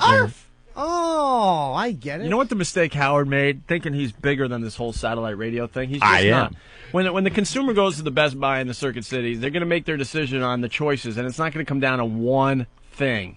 You know, XM satellite radio signing Major League Baseball is huge, and then you add it to everything else they're doing, and it just makes your decision that much more obvious. Well, you know what really bugs me about the Sirius thing is that they play the same crap over and over and over again. It's no different than goddamn regular radio. There you go. There you go. Not to mention the satellite unit that you get from Sirius. Looks like an X-ray machine up on your dashboard. They look like a tampon box. They are awful, Size aren't of a they? tampon box. Yeah. All right. So what do you want to do today, Raquel? Well, what I told them is that I'd be willing to play What's in My Pants, and trust me, What's in My Pants is damn sexy. Ooh. Why do you say that? Because I'm fucking hot. Is it a realistic 900-channel scanner for $99.95? No? No, not Realistic. Like, I love no that. one carry realistic anymore. I know. The old days I'm talking about. The old days. Actually, that's when I used to play you guys in the store, was in the old days. Well, They used to just sell. Now, Radio Shack has been trying to get other products, outside products, We've been successful. into the store because their own products were such crap. If you remember the ancient days when the Commodore 64 was out, that computer, the Atari 800s, the Radio Shack had the Tandy computer line. I have pictures of these things and commercials of the old computers. Yeah. People on TV in their old 80s outfits that look like they should belong in the fucking zoo or something. It was the TRS-80. That the computer that Radio Shack sold, and it was so bad you could do nothing with it. There were no games you could play on it, nothing. It was the worst piece of crap, and they sold this stuff, well into the time where other places were selling good computers. Yes. And then they finally realized maybe we ought to sell some Hewlett-Packards or something. Maybe we should get with the times so people stop returning the shit that they buy from us. Not a big fan of the Radio Shack. No, why are you everything working breaks. there? Well, maybe if you came into my Radio Shack, you'd change your mind. You know what Radio Shack was good for? If you wanted to, like once I decided I had a schematic to solder together a stun gun, and I built a stun gun. And I hit my girlfriend with it. Good boy. To see if it worked. Nice. She was pissed. But I assumed it wasn't going to work because I made it, I soldered it all together. But if you're going to get electronic stuff, there, you go to Radio Shack. You know if you want to what? buy stuff that's built, ugh. We've got cool stuff now. No, you don't. Yes. Oh, you walk into there on Christmas, and they got those cheap radio-controlled cars all over the place that break in a day. You know what Radio Shack's all about now? What? Cell phones. What?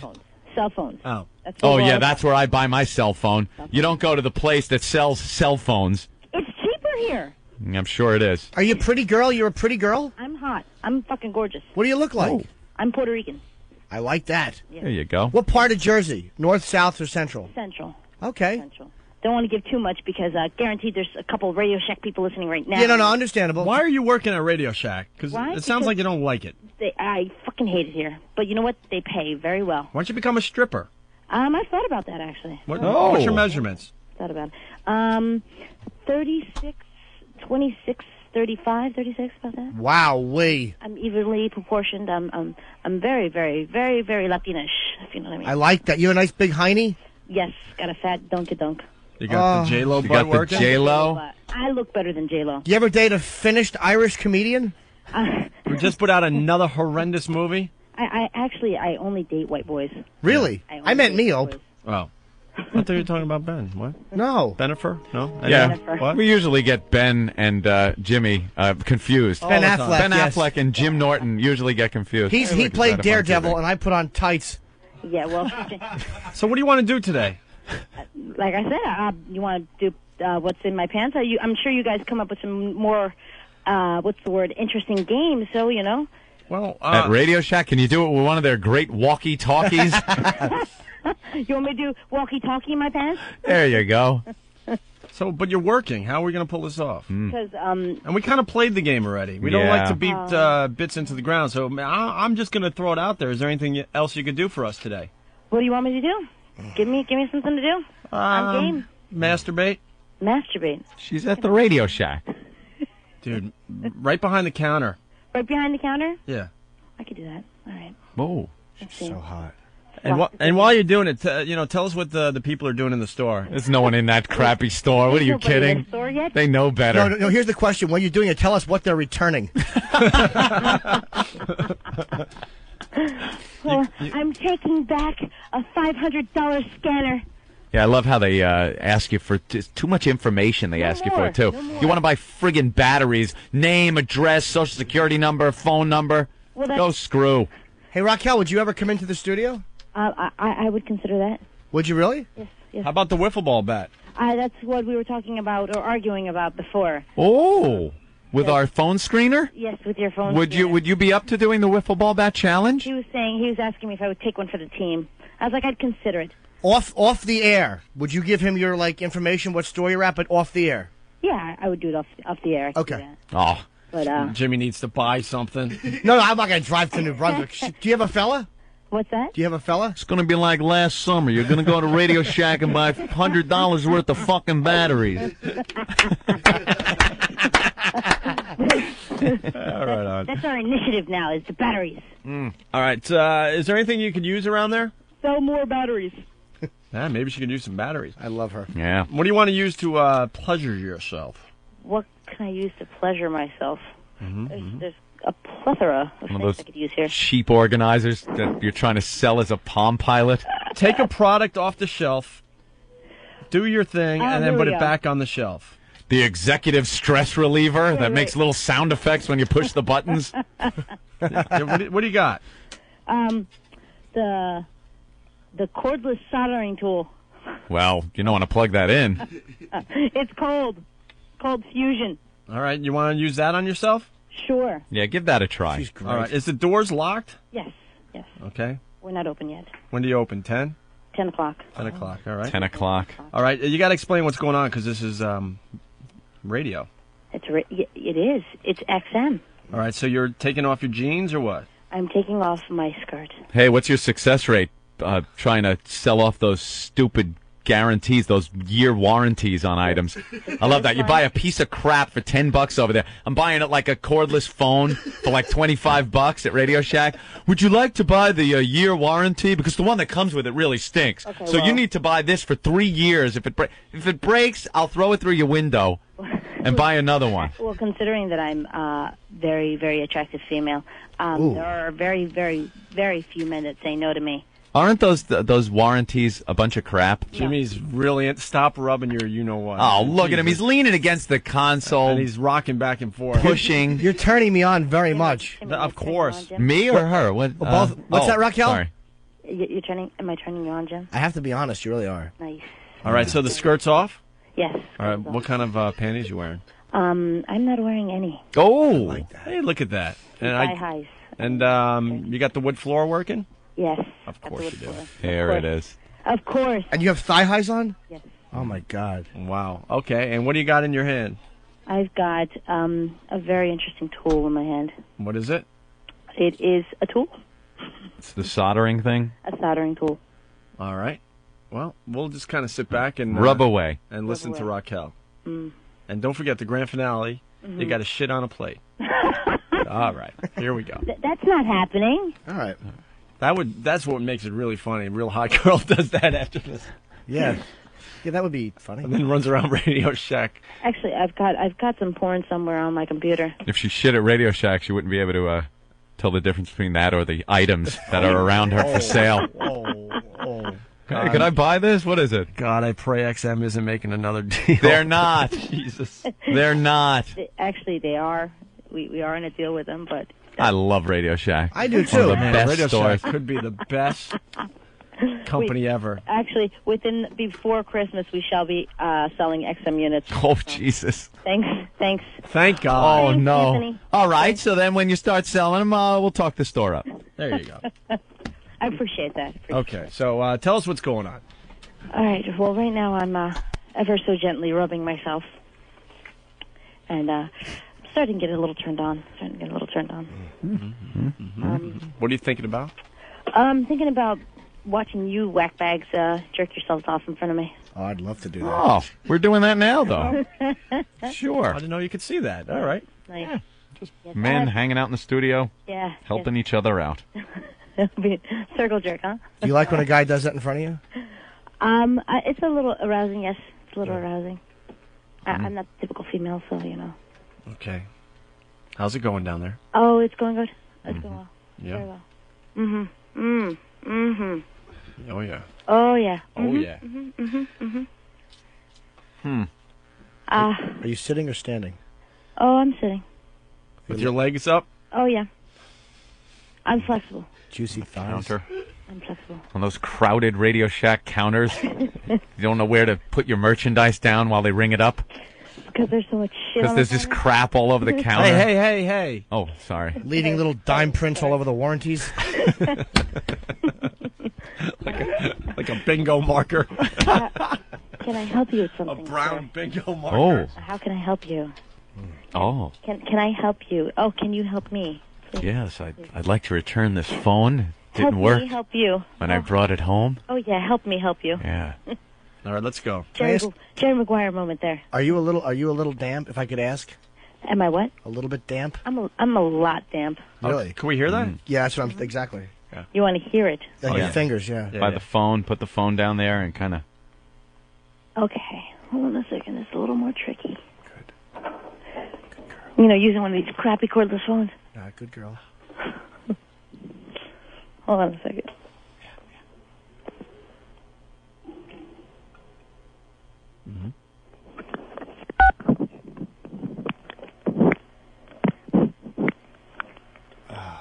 Oh, I'm hearing some... You heard that? Yeah, very nice. Oh, yeah, very good. Huh. All right. Mm-hmm. I'm feeling better about Radio Shack. I love her. Oh, yes, I am definitely a guy's chick. You're my new chick. I think I'm in love with you. All right, let's Next customer's going to wonder why the receipt smells like trout. I'm getting there. I'm getting there. Go to hand him the change and the bills won't come off her hands. All right, let's keep going. I just knew. All right. Okay. Mm-hmm. Oh. That's good. That's good times right there. Was she on a business call? Have to answer the other line. Radio Shack, can I help you? There's people commenting how they're rushing to that Radio Shack. Yeah, they'll be checking you out in about 20 minutes. Are we about Uh-huh. to get the climax here? Oh, yeah. Oh, yeah. Mm-hmm. Uh-huh. No. Uh-huh. No. Oh, God. I'm not feeling it, Ope. Not feeling her pleasure.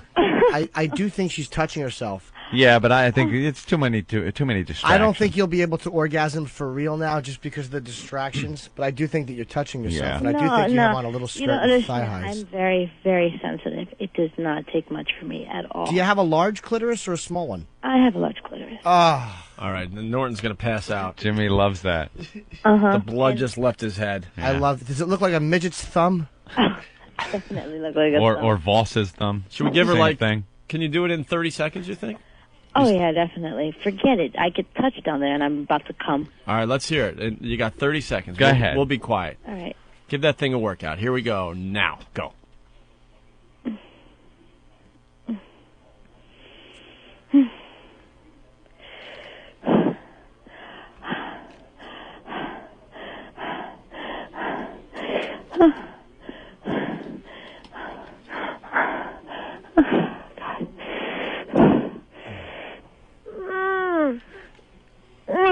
God damn it. Oh, fuck. Oh, God. Oh. Oh. Okay. Yeah, I'm good. Yeah. I think that's it, right? Very nice. Little thigh highs. Not the best one we've heard, but definitely does the job. You Puerto Rican or Dominican or what are you? I'm PR. Oh, very nice. I'm PR. How old are you? In the mid-20s. Married, kids? No. Good. No. You got a guy? No. Well, you do now. Maybe we could go to eat or something and have coffee and get to know each other. Right. Because that's what you freaks do, right? Is have coffee. I do, actually. You do? Yeah. Yeah? Why not? Nice. He's all about the coffee. Uh-huh. If we get along, we get along, but if we All right. don't, we don't. Raquel, we're going to put you on hold, but before you leave, could you just run around and yell donkey sausage again, please? Sure. Ready one more time? And actually, you know what? I will open the doors and let my customers in. Okay. There you go. And then I'll run around saying donkey sausage. How about that? All right, you got to make it fast here. Let's go. It's All not right, all let's go. about you. Let's go. A lot of people calling tomfoolery. Really? Yeah, a lot of people saying it wasn't the best one we've heard. Yeah, it's still Well, good. That's because I'm at a goddamn Radio Shack. What do you want from me? All right, well, you could come in and do the wiffle ball bat next, okay? Yell donkey sausage. We got to move on here. I'm letting people in. Ready? Yeah. Say hi to them. Sausage! Donkey sausage! Donkey sausage! why does she say it so weird? I don't know. Donkey sausage! Donkey sausage! Because it sounds funnier that way. That's why. All right, Excellent. Raquel. Thank you so much. Don't hang up. They're putting you on hold to get your information. Alrighty. Look at Jim. I love Always her. prowling. All right, let me She's so see. hot. Line 6, we're going to put Raquel on hold for Jimmy. Oh, and right about here. John from Philly Oops. saying the girl. Oops. Oh. Ball back, Raquel. Oops. I don't know what happened. I'm sorry. She's going to do the wiffle ball bat. You could hang up on I her. know. I'm sorry. John from Philly saying this chick actually gave me a hard off. Really? Yeah. A lot of people saying fake. She Mate. was faking it. So what? She still is hot. Tell her to choke herself. All right, quick break. We'll come back and play What Did We Learn on the Opie and Anthony Show today? Can you say fuck on this channel? Oh, Jesus. That's shocking. Holy fuck, I need coffee. This is the best show ever. You'd love to. That's quite possibly the filthiest vagina I have ever seen. The Opie and Anthony Show.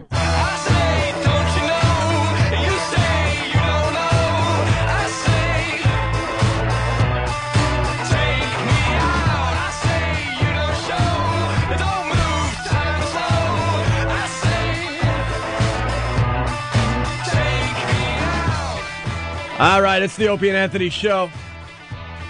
Limping to the finish line of another week of fine radio programming here on XM Satellite Radio. Here we are. Week 3 just about complete. Feeling good. Week 3 complete? This is our 3rd week, I said. Are you sure? We've done 3 weeks. We haven't done 2? Huh? This isn't our 2nd week complete? So third week? Third week already. Wow. Already, yes. That went quick. I thought it was 2. You kidding? Well, no, you really shouldn't count the first week, so it's technically 2. Yeah. You want to play What Did We Learn on the Opie and Anthony Show? We'll start with that. Huh? What? The Eminem Michael Jackson video's great. on. It's very, hilarious. very funny, man. He's just killing Michael Jackson. The figure's awful. BET takes it off the air. Did they really? Of course they did. He's a They white got to performer. defend, right, and they He's a have to white defend performer. Michael Jackson because of his race. Yeah. And no other reason. Ugh, fucking revolting. They would never come to the defense of any white artist by banning videos. I don't really get the BET thing. They stink. And if a black guy was trashing a white guy, you think, and if MTV yanked it off, they'd be screaming racism in a second. But why is it allowed to a black network to be allowed to broadcast? That's very racist. Because aren't the black people trying to get away from that whole racist thing? Well, people They wanna like to believe. They want to be, quote, equal and thought about as equals and stuff, but then they shove a black network at us on TV? I don't get that. Because people only use mentioning their race when it's when it's advantageous to them. They don't want complete. People want separation when it's their advantage. Right. You can't join this country club. You're a racist. Well, this is black entertainment television. That's acceptable. Right. It's just the way it works. Yeah. It's the way it works. Oh, this video's great. Yeah, I love that. Bravo to VH1. Eric Estrada making an appearance right there. Stupid From BET. Chips. All right, we're watching TV again. So what? We're watching Eminem. It's good. He's very handsome. He's very talented. What did we learn on the Opie and Anthony show today? Chris from Boston, I learned today Monster Rain is more fun than Fire in the Woods. We also learned the Chevy Cavalier is a pussy magnet, and to always get a tetanus shot before I go to Radio Shack. Brian from Delaware, I learned today crap on a plate and donkey sausage makes for great effing radio. Donkey sausage. That guy was whacked. We should ask him what he was smoking today. Whackbag checking in today. I learned Steve Serby makes Rich Voss sound like Lenny Bruce. That's good. That's very good. Let's go to the phones here and say hi to Hartford, Connecticut. What's your name? Evan. Evan, okay. I learned Jim Norton can only buy batteries from Radio Shack in New Jersey. Good point, sir. And he'll be going there right after the show. Let's say hi to Rob on Long Island. What's up, Rob? Hey, how you doing? Okay, I learned 2 things today. I learned that Bush performed an abortion the other day to win over some Democratic voters. Mm-hmm. And I learned that there are 2 Opies in this country. One's Norton's friend, and one is a gay water maker from Ohio. Yeah, that Water guy. maker. Yeah, we'll get an update. I think her name was Melanie, right? Oh, yeah, okay. Very sexually frustrated in Ohio. Let's say hi to El Paso, Texas. Jay, what's up? Oh, not much. Just running down the highway here. Learned them girls up there in the Buckeye State like to stand on the back patio with no clothes on. And going to buy all my stuff from Radio Shack from now on. You like that girl? We're on the fence with her. Oh, she's Loved great. it. She sounded really hot and stuff, but I don't know.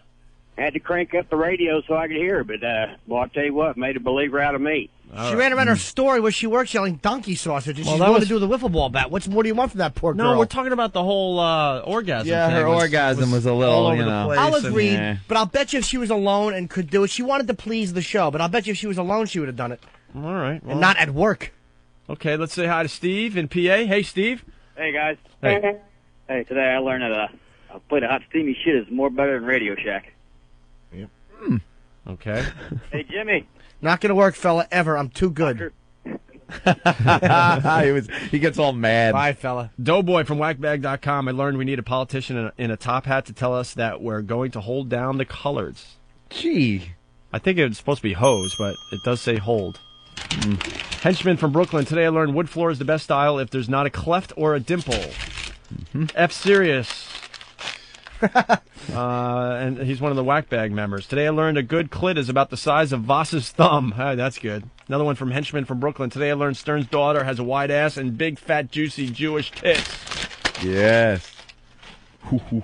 Wow, we are limping to the finish line today. I Jeff, don't agree sleepy, with that. I think it's a fine finish. Look, we're faking it, but we're limping. I'm not limping. Jeff from Jersey, what's up? What's up, you sexy bastards? Hi. I learned that Radio Shack in Central Jersey hires the most unsexy, awful fucking bitches. Dude, I disagree. A lot of guys weren't didn't digging like her. A lot of guys weren't digging that. She was awful. I'm sexy. I'm the best girl ever. I'm better than J-Lo. Look, I'm hot. Look at my vagina. Awful. But I think she'll come in and do the wiffle ball bat challenge. Well, you're sticking her ass. I don't care about that. All right, thank you. You're giving that gal a hard time, and I don't like it. I'm with Jeff. You're not. I like it. Well, we'll see. We'll give her another chance. Daryl from Westbury, I learned that there now is a fishing department in Radio Shack. Cool. don't forget to. Alan from Sacramento.